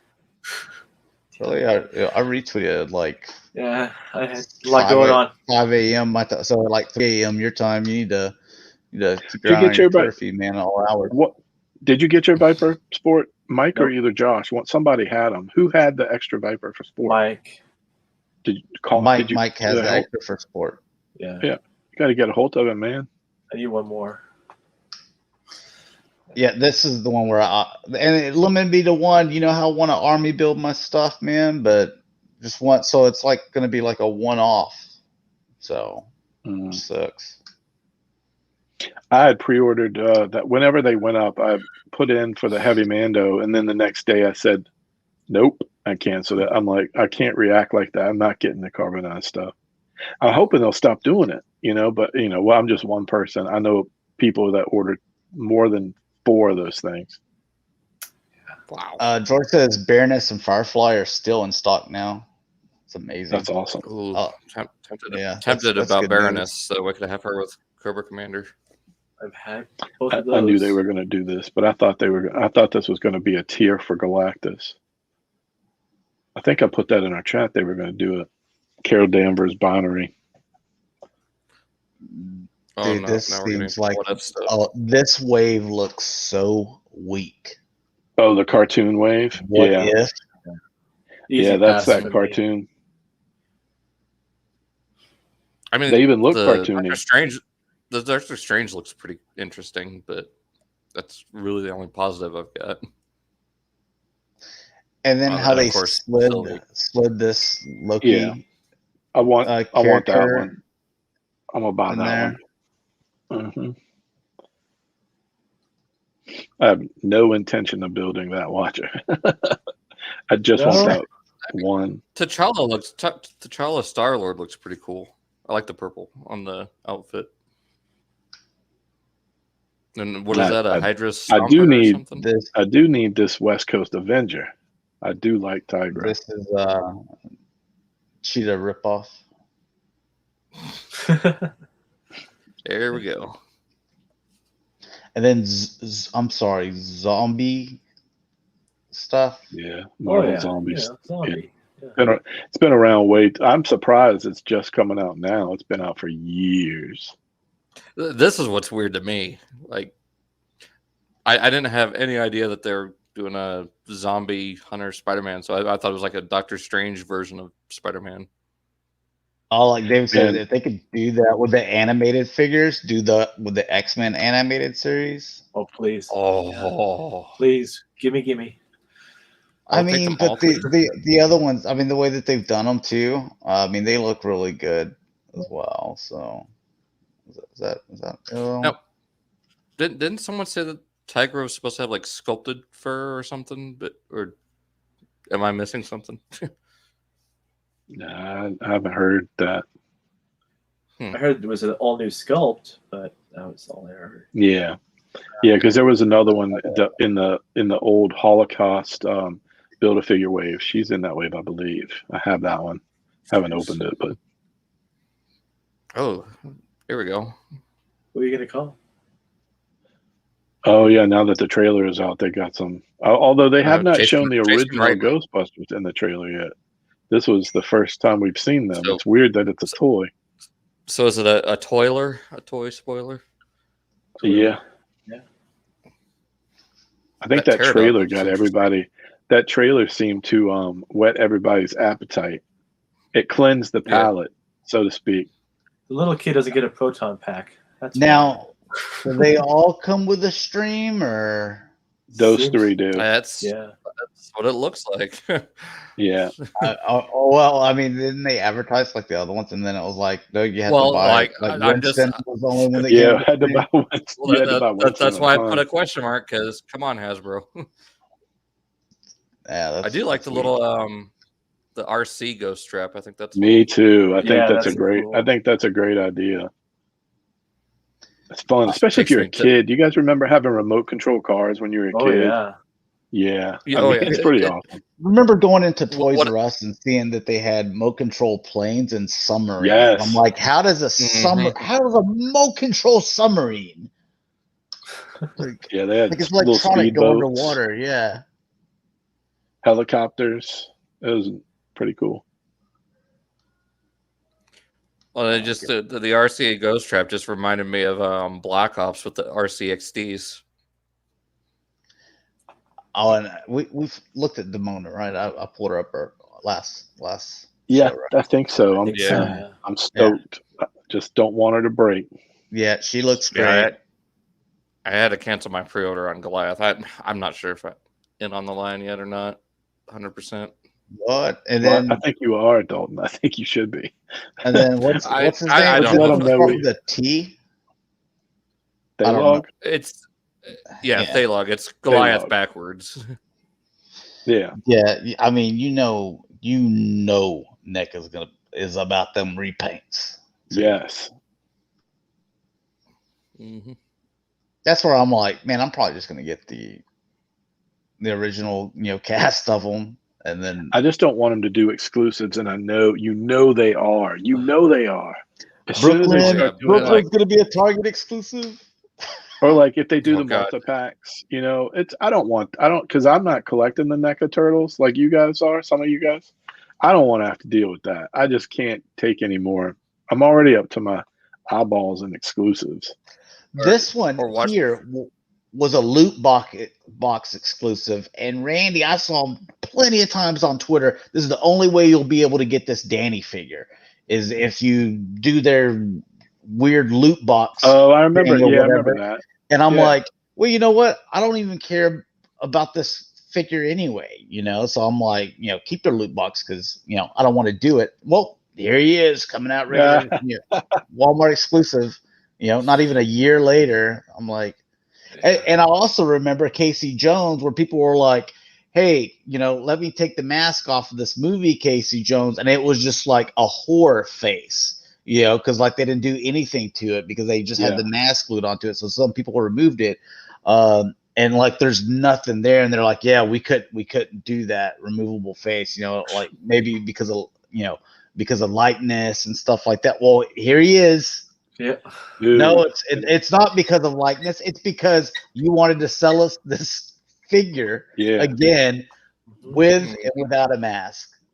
dude. Unlike the April, this one I might buy. I only have the turtles from that movie. His face sculpt looks pretty good for NECA, I think. He looks good. Yeah, the face does look nice.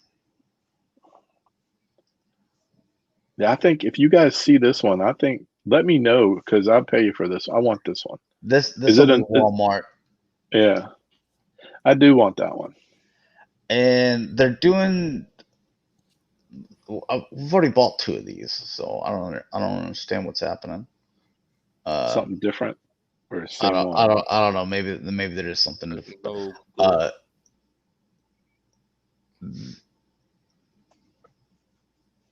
It's not a super. Okay, for some reason I was like, I've already got your two different super shredders. I thought, no, okay, this is just Secret of the Ooze shredder. So his helmet is different. You know, where he's got the spike.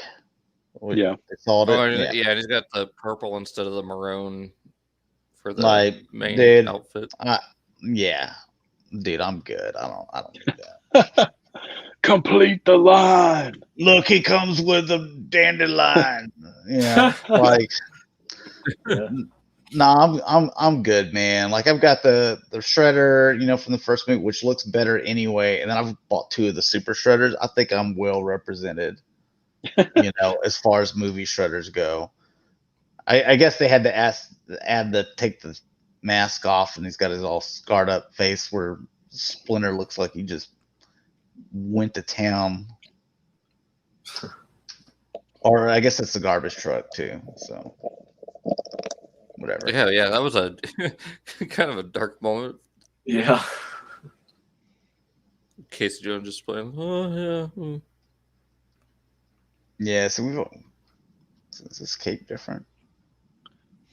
Has anybody heard about the Super 7 Wave 3? Did anybody order that? Am I the only one that ordered Wave 3? Which one? Super 7 Turtles. Fugitoid tees. There too. That's the one with with Michelangelo. Rick. Oh yeah, Michelangelo and mine's Metalhead. Hallelujah. Yeah. Dude. Mine shipped, and I haven't even seen normally I'll see like 20 videos go up. I haven't seen any, and it just showed up today. Have you? I didn't even know they were out. Anyway, I just opened them. Dalton, you know the name of these two guys? These two look good. Again, that's never the problem with NECA is them looking good. It's the QC, but no idea who these two are. The guy on the left's name is Anthrax. It's a lovely name. Jeez. And the one on the right is Scumbag, I believe. Can you imagine them coming out with something nowadays like where their name is Anthrax? Like, I mean, the closest we got that I remember was the movie Osmosis Jones, and just called him Thrax. Oh, and God, what? Okay, so it's Ground Chuck, I believe, and Dirtbag. Is it Dirtbag? That sounds right. Yeah. That sounds right. Okay, that's the only one I know is Dirtbag the mole. Let's see. Do they show it? Yeah. So apparently you can take it comes with this here, and you can take them apart and put the top like he's coming from the ground. I'm like, oh yeah, like. Yeah. Dude, NECA is just begging you to break your figures. Well, they're like, you're gonna break anyway.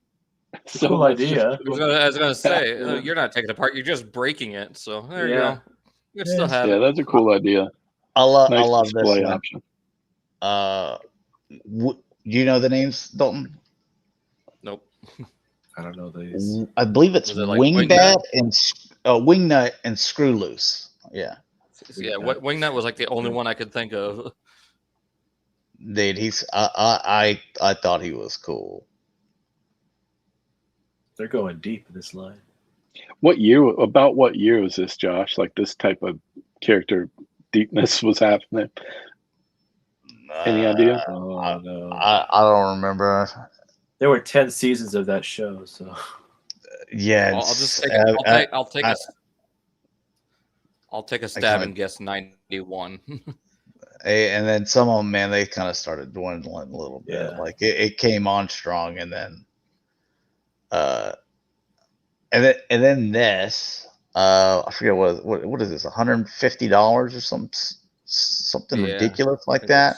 That much? And then it's like people were like, that's crazy, and I was like, and you're making me buy a Vern and then the April again, and they're like, yeah, but the Vern's got like a different face or something. And then they're like, oh, and the April doesn't have like her regular face or something. So it's just the cat. So the only way. And they're like, and look, and these cameras, they're expensive to make. It's like. I do like the cameras, but yeah. And they got her boss there. I mean, honestly, all I want is I don't even remember his name. Me neither. Irma, but I want the boss and Irma. That's the only thing that I want. They should have made those two just a 2-pack. I wonder if they will. They might. Yeah, but $150, man. You buying the whole studio. You gotta buy it all. Dude, like I don't even want this. Like, even whenever it came, I would just keep this in the box because it just takes up too much room, you know? What was it? Yeah. A little bit of Aliens. This is another What If. So I guess they're running out of aliens, that they're just making them up now. Yeah. I mean, that's yes. Gotta keep it going somehow. NECA's all like, we've been doing that the past 4 years. Yes. So Alien versus Predator, and then I don't even know what that says. I don't know. Somewhere there's like some alien guy that found us, and they're like, dude, that's a brand new mold. You do not know what you're talking about. Brand new. Completely different. Oh, and here's some Halloween 2-pack for you. Got Michael on fire, huh? There you go. That's all you get there. Ooh. Lobo, re-looking at this, why's his face all scrunched up like that? And why does he have a shirt on? It's not a classic Lobo. A lot of times McFarlane's taking it from stories. I wonder if they mentioned what story this is from. I can't. Oh, it says Rebirth, so It's probably part of it from that. Yeah. Initially, I was like, okay, I like it. And then looking at it more, I'm like, not so much. What's this set? I saw this is a 2-pack. Oh, White Knight Batman. I want the base. I know that's weird and silly, but I kind of want Figure that expert base. So some of the NECA figures are of Aliens are based off the Kenner toy line. Yeah, I know they dip into the Kenner and the Dark Horse comics and video game. Look at this fella. Yeah, so a little teaser. Mm-hmm. I can't wait. I'm gonna pre-order that one for sure. Let's see. There was something else in here. Oh yeah, the Batman as well. I was gonna show the Mezco. 12. I like what I'm seeing from the G.I. Joe stuff they're putting up. I still think it'd be cool if they could have like one. If you could have one in hand before they put up 2 others. You know what I mean? Like, it's nice to, before you go like 4 deep, to get one in people's hands. I don't know how many they're gonna put up for pre-order before that, but.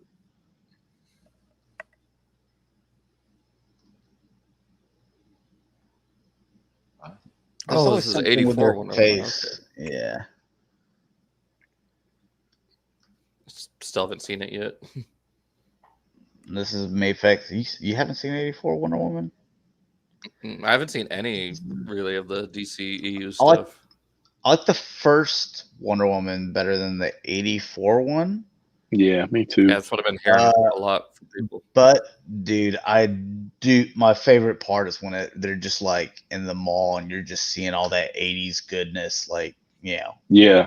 Like walking through there, like it's kind of like the same feeling that you get when you watch Stranger Things and they're in the mall and you're like seeing all the shops in there, like Sam Goody and all the stuff that I guess doesn't exist. I don't know if they exist anymore, but no. Yeah.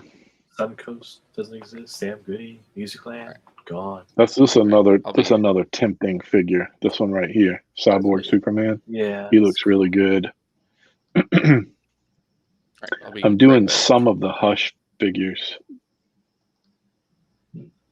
But I haven't put a pre-order on this one. David says, I think we'll all enjoy Suicide Squad. I'm excited. I'm excited for Suicide Squad. We'll see. I mean, I know that I'm kind of on my own with this, but like, I didn't care for Guardians of the Galaxy too much. Like, I never read anything of Guardians of the Galaxy, and my first experience was with those movies, and Yeah.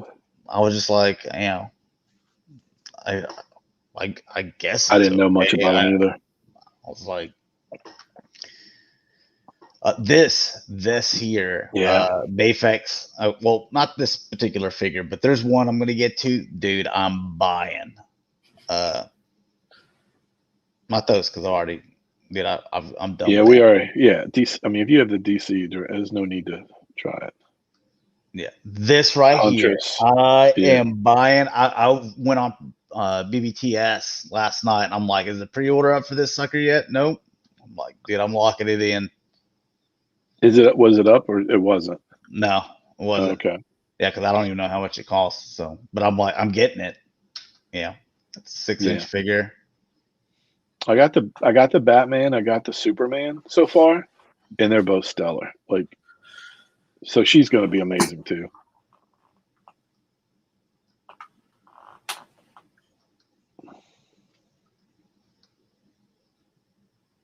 Yeah, that's a pretty cool figure too. Yeah, but that Huntress though, just to go back to it, that's the animated, like representation look. Because every time I've seen like other Huntress figures, and I'm like, that's not exactly the way I want. That's perfect. That's great. Playmates somehow still thinks they're in the turtle game, which I mean they technically are because it's theirs, it's their brand. But like, dude, you're in the back seat. Like, actually, you're not even in the back seat. Like, you're like tied up in the trunk. You're in the trunk. Yeah. Yeah, man, they're definitely in last place too. They made a new Shredder, and he's smaller than the turtle. Dude, and these are the same turtles. They haven't learned anything, have they? That they've sold us. This is the fourth time they sold you these turtles? Yeah. And then finally coming with that Shredder. But yeah, it looks like they shrunk it because they did have a prototype of him in Android body Krang at one point. First time seeing Triceraton. Man. Yeah, they do not go well together. And you want these, like, even if you hung on to your old turtles and you're like, yeah, I just need to, like they're making you buy the turtles again to get these new characters. That's why it's just like, oh man, I'm good. Cash grabs. All right, getting into our 6-inch stuff. If only Playmates can do what Mattel is doing with Origins, we should have some competition. That'd actually be nice. Animated series Wolverine. I'm surprised. So this is the biggest love letter to the 90s X-Men that we've seen. Dude, like all these first figures, they all come with a morph head. Like they decided to just, by the end of it, you're gonna have like 20 options for more. That's awesome. This is your line. I mean, this is like a love letter to you guys, to that 90s X-Men. I like the 90s X-Men, but not as much as some of y'all. I like the look of the Skeletor too, but I just can't get into that 1/6 scale from MOTU. MOTU is love this. I like the She-Ra too. I think they all look good. Yeah. That Hordak they did looks good. Yeah. And this one they all look good. Yeah. I just can't bite the bullet. Once I start, I have that personality that means I'm gonna be in. Oh, this one, all the way glows in the dark, like the original. Yeah. Man, yeah, they're doing a lot of stuff now. Yeah. I don't get what's going on with him. He's disco, man.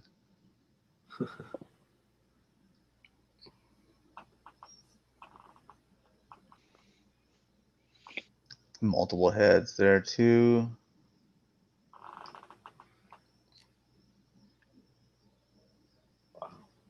Yeah, whatever. Mondo's like starting to get like Super 7. They're starting to like throw up a lot more stuff, it seems like. And then 3-0. You know your boys 3-0, they're gonna put a nice price tag on it too. Oh yeah. Dude, those are probably real katanas too. Like if you took them out, you would actually cut your fingers. Yeah. Or letter openers.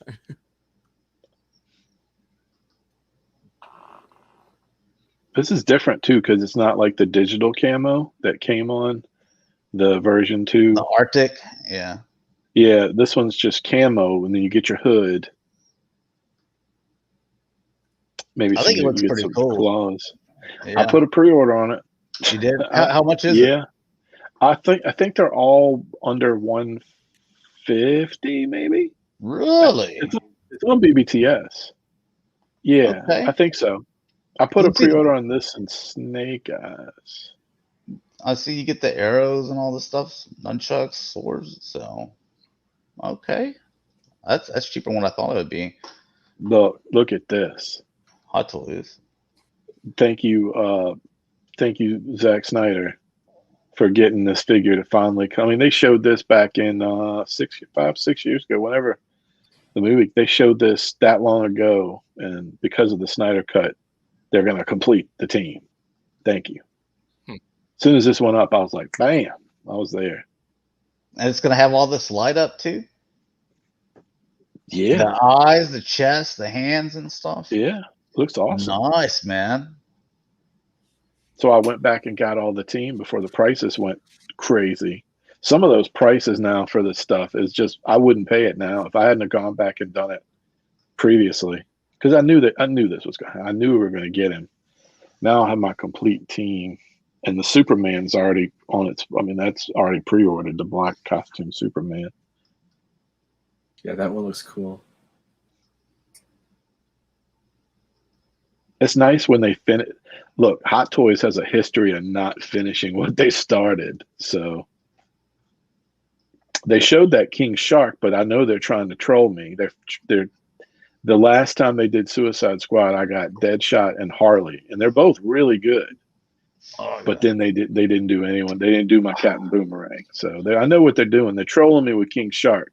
We all know they're not going to make how many people are in this movie? Like 12, 14? Yeah. Yeah. Arkham Origins.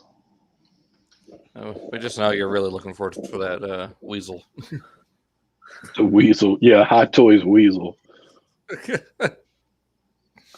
Even saying Hot Toys John Cena is different.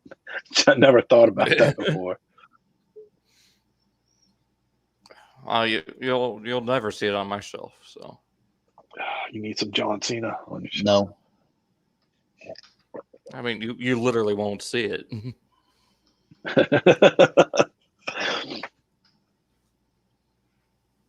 I never got any of the Arkham stuff, but it's a pretty big line at this point. They've been covering it for a while.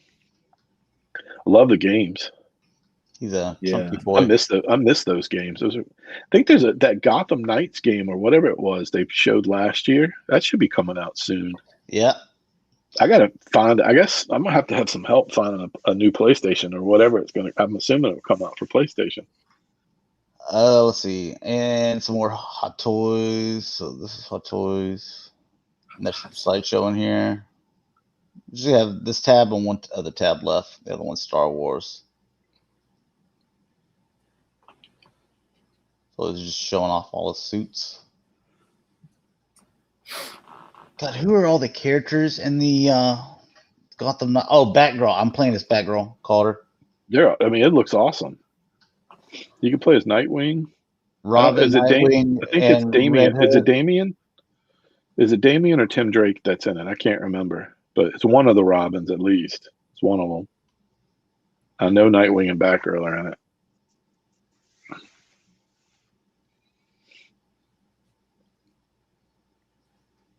It's pretty cool. Yeah, and then what is it, Red Hood or whatever?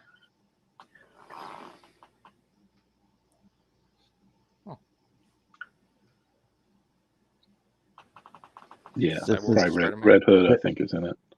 This is sport. This is what Kevin Smith, he saw the Spider-Man. He goes, that make all the characters and references that. God.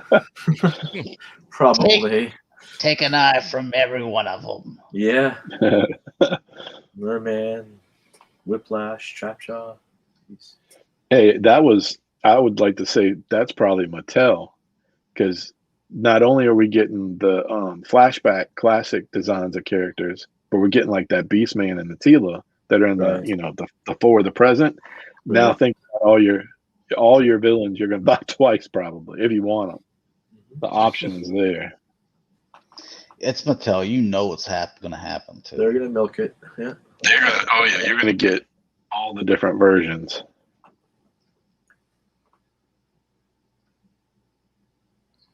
One thing I like about Mezco, when you get their G.I. Joe figures, so far, the first 2 figures, you get 3 heads, all completely different. Wow. So you're catering to like 3 different people. It's awesome. I'm tempted with a Super 7 G.I. Joes. Yeah. I'll probably cherry pick Super 7. Those bats look good from Super 7. Yeah. You got a lot of display options. I think Mike is getting in on some of these Hot Toys, I believe. Is he? I think so. I know he was asking me about some of these. I think he might be. Well, didn't Super 7 also just put out a second wave for their Action Master type line? Yeah, I think they just did the other day. Yeah. I remember seeing the Bludgeon and the Megatron. Saw a few of them. Yeah, and the Trax and the Grimlock, I believe. Those look bad. Yeah, I'm not getting all those. I think part the of only me, one.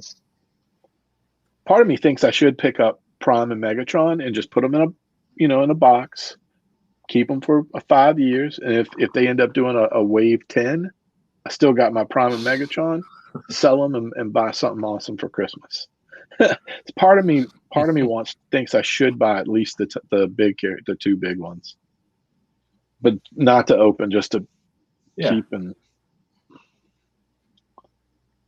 They just need to do what Red's not doing and give us characters that never transformed on the show, like Alphatron, Nightbird. Yeah, Autobot Spike. Circuit even Breaker. that, or just, I don't or even even need just Autobot Spike, man. Or just the human Autobot characters. Spike. Yeah, give us some of the human characters. That'd be nice. Dr. Arkaville. Gotta show looked at all those already. Did you get a notice for your Ahsoka yet, Josh? They're not Ahsoka, the Trooper. Her Trooper, or 501st, but with her helmets and stuff. No, I didn't order it. I just ordered her. I got my first notice. I did 2 flex pays and a regular, just straight up payment. So I think the flex pays aren't until the fall. I think I'm just gonna go in on it and just pay her off. That way, when she comes in, they'll just ship it to me. Yeah. That Biker Scout, man, he's so awesome.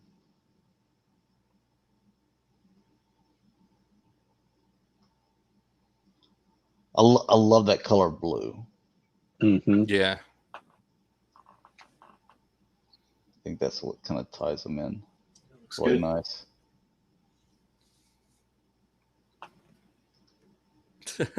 In the spittoon.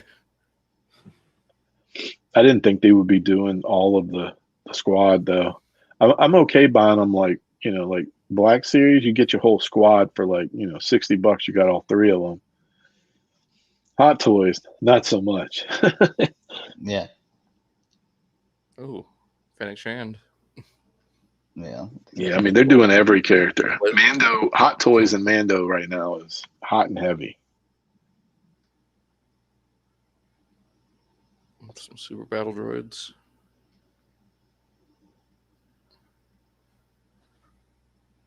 Oh, and then this is statues. Get your life-size Salacious There we Big go. Chrome or whatever. Yeah. Life-size. You better laugh every time you walk by it. Yeah. That was the best part. Now you got your animation accurate. I still need the 6-inch And this ones. is a Sideshow, I believe. Oh yeah, the premium format. They haven't done one of those in ages.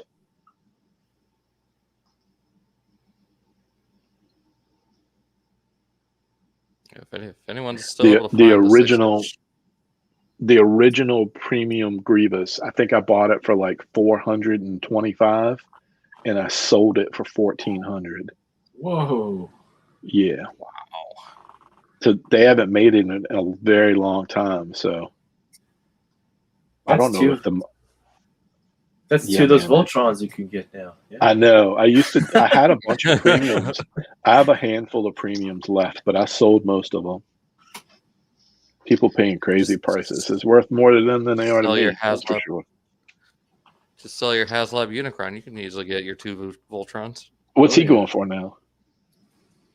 BBTS had him up the other day for $1,400. Yeah.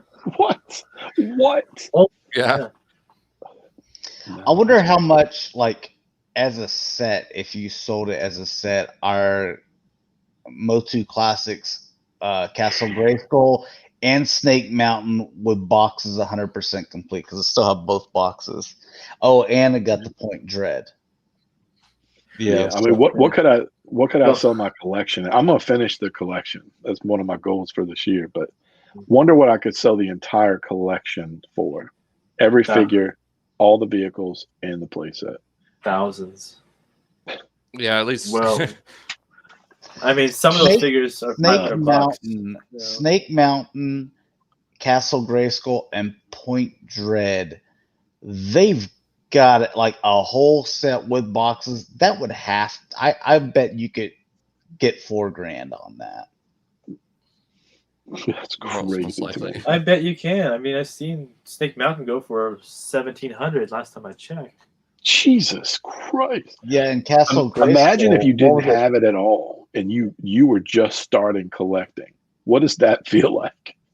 I mean, that's pretty bad. It feels like a kick to the. Yeah. That's crazy prices, man. So, anyways, we went way over, but we did have a little bit over an hour of, I think, a really good conversation, about Master Universe Revelations and also Transformers Kingdom.